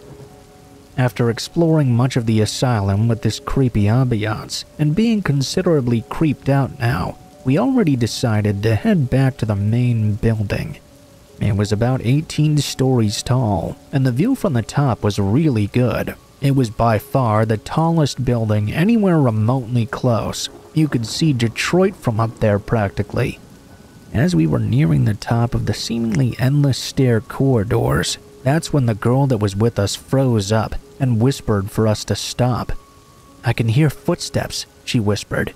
I tried to tell her it was just our footsteps echoing like before, but when both of them made me shut up and listen, I could hear it clear as day. The unmistakable sound of footsteps coming from the top floor. Now, the building was really tall, but very small area-wise. We were very close to the sounds because of this. Still standing on the stairs, we whispered amongst us about what we were to do about this. My very stupid friend insisted it was probably just another friendly person like the other 2 times, and we should go up and say hello. I tried to explain to him that you don't want to meet the kind of people pacing on the top floor of an old asylum in the middle of the night. We couldn't convince him though. He went to head upstairs. I said screw this, and started running back down though.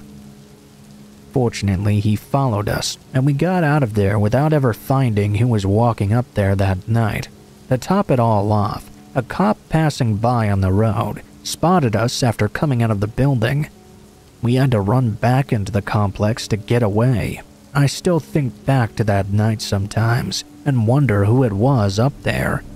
There were definitely no guards, so I think it was either somebody in a gang or the tortured soul of a crazy person. Either way, it was way too close for comfort.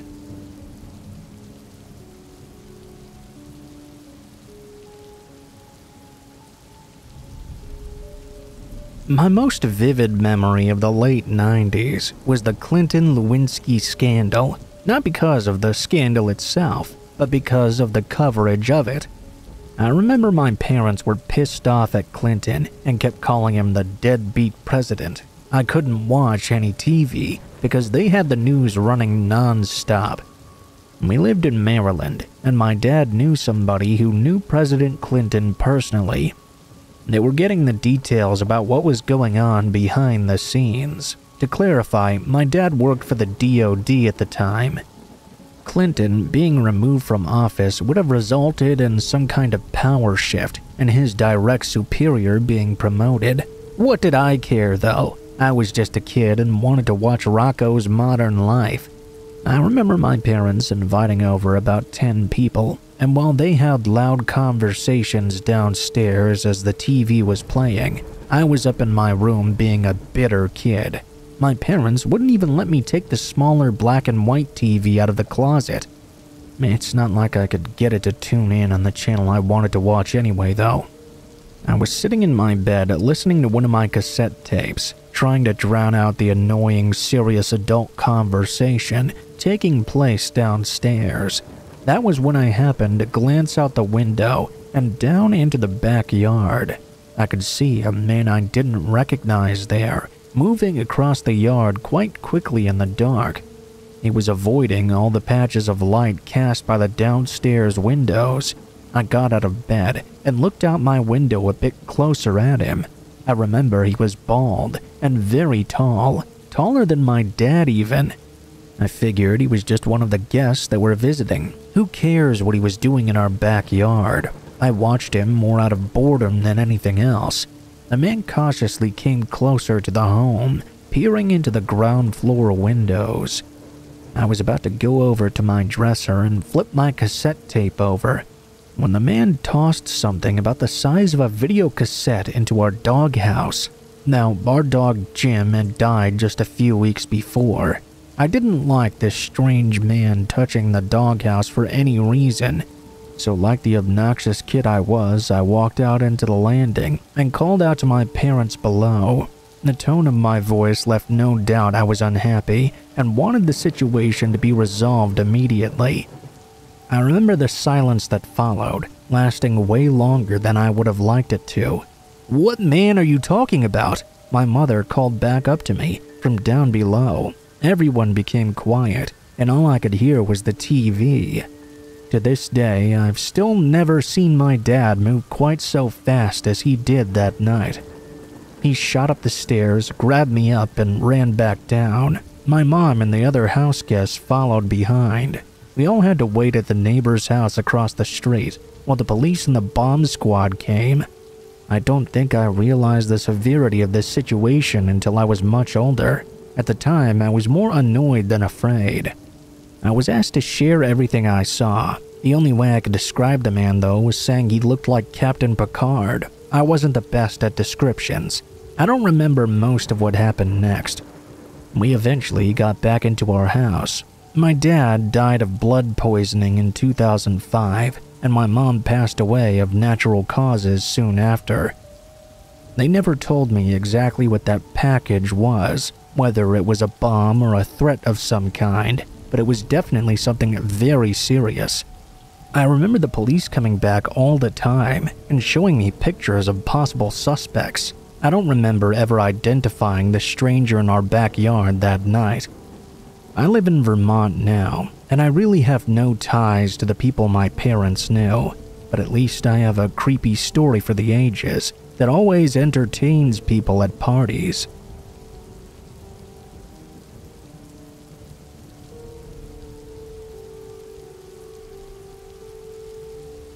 this is a story of someone I knew and had to cut ties with because he was a fucking psycho.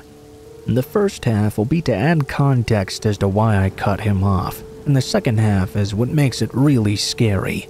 I don't know if he uses Reddit or any other social media, so I'll omit ages and locations. It started about 4 years ago when I was living in a friend's house while attending a nearby university. It was myself, my friend, his sister, and their parents. Roughly 2 weeks into staying there, my friend's sister invited her boyfriend to stay at the house too. By all accounts, he was a pretty cool guy at first, very sociable and full of great stories. We often sat around the table for drinks and talked about life or had a smoke together in the garden. Within the first month though, as he started to get more comfortable, cracks started to appear in this veneer.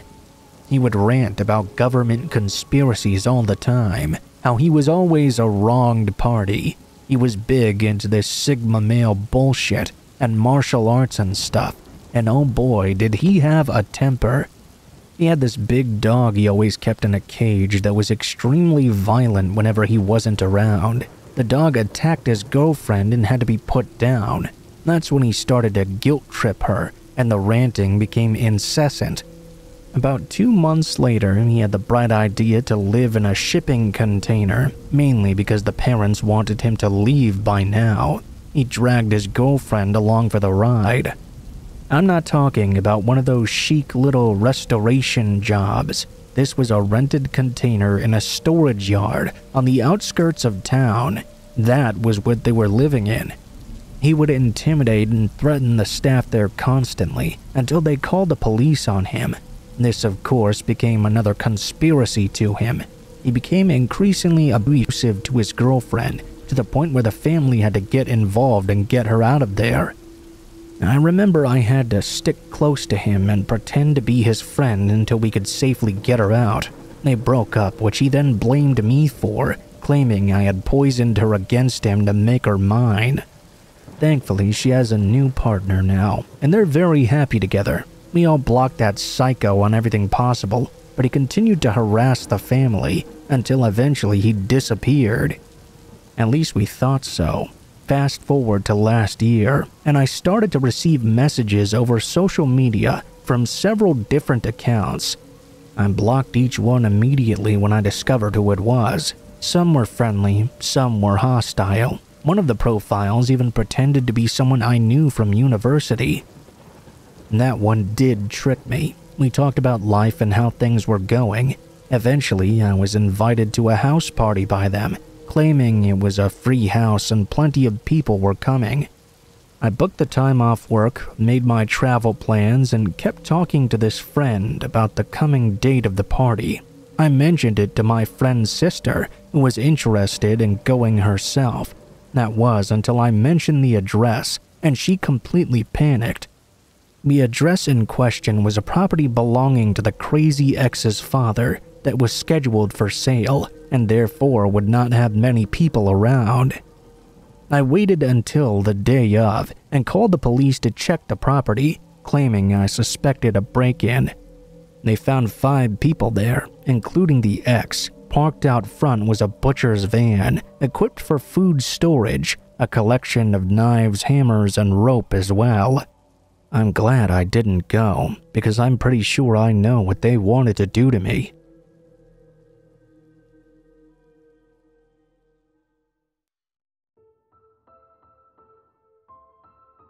What is up, guys? Blue Spooky here. Thank you guys so much for watching, especially if you made it this far to the end of the video.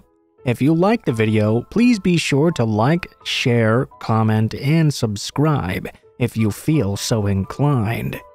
If you have any feedback for me as well, be sure to leave that in comments below the video. If you guys have a story you'd like to send in, or if you'd like to contact me for any reasons, there will be links to my social media in the description below the video, including my Facebook, Gmail, and Twitter accounts.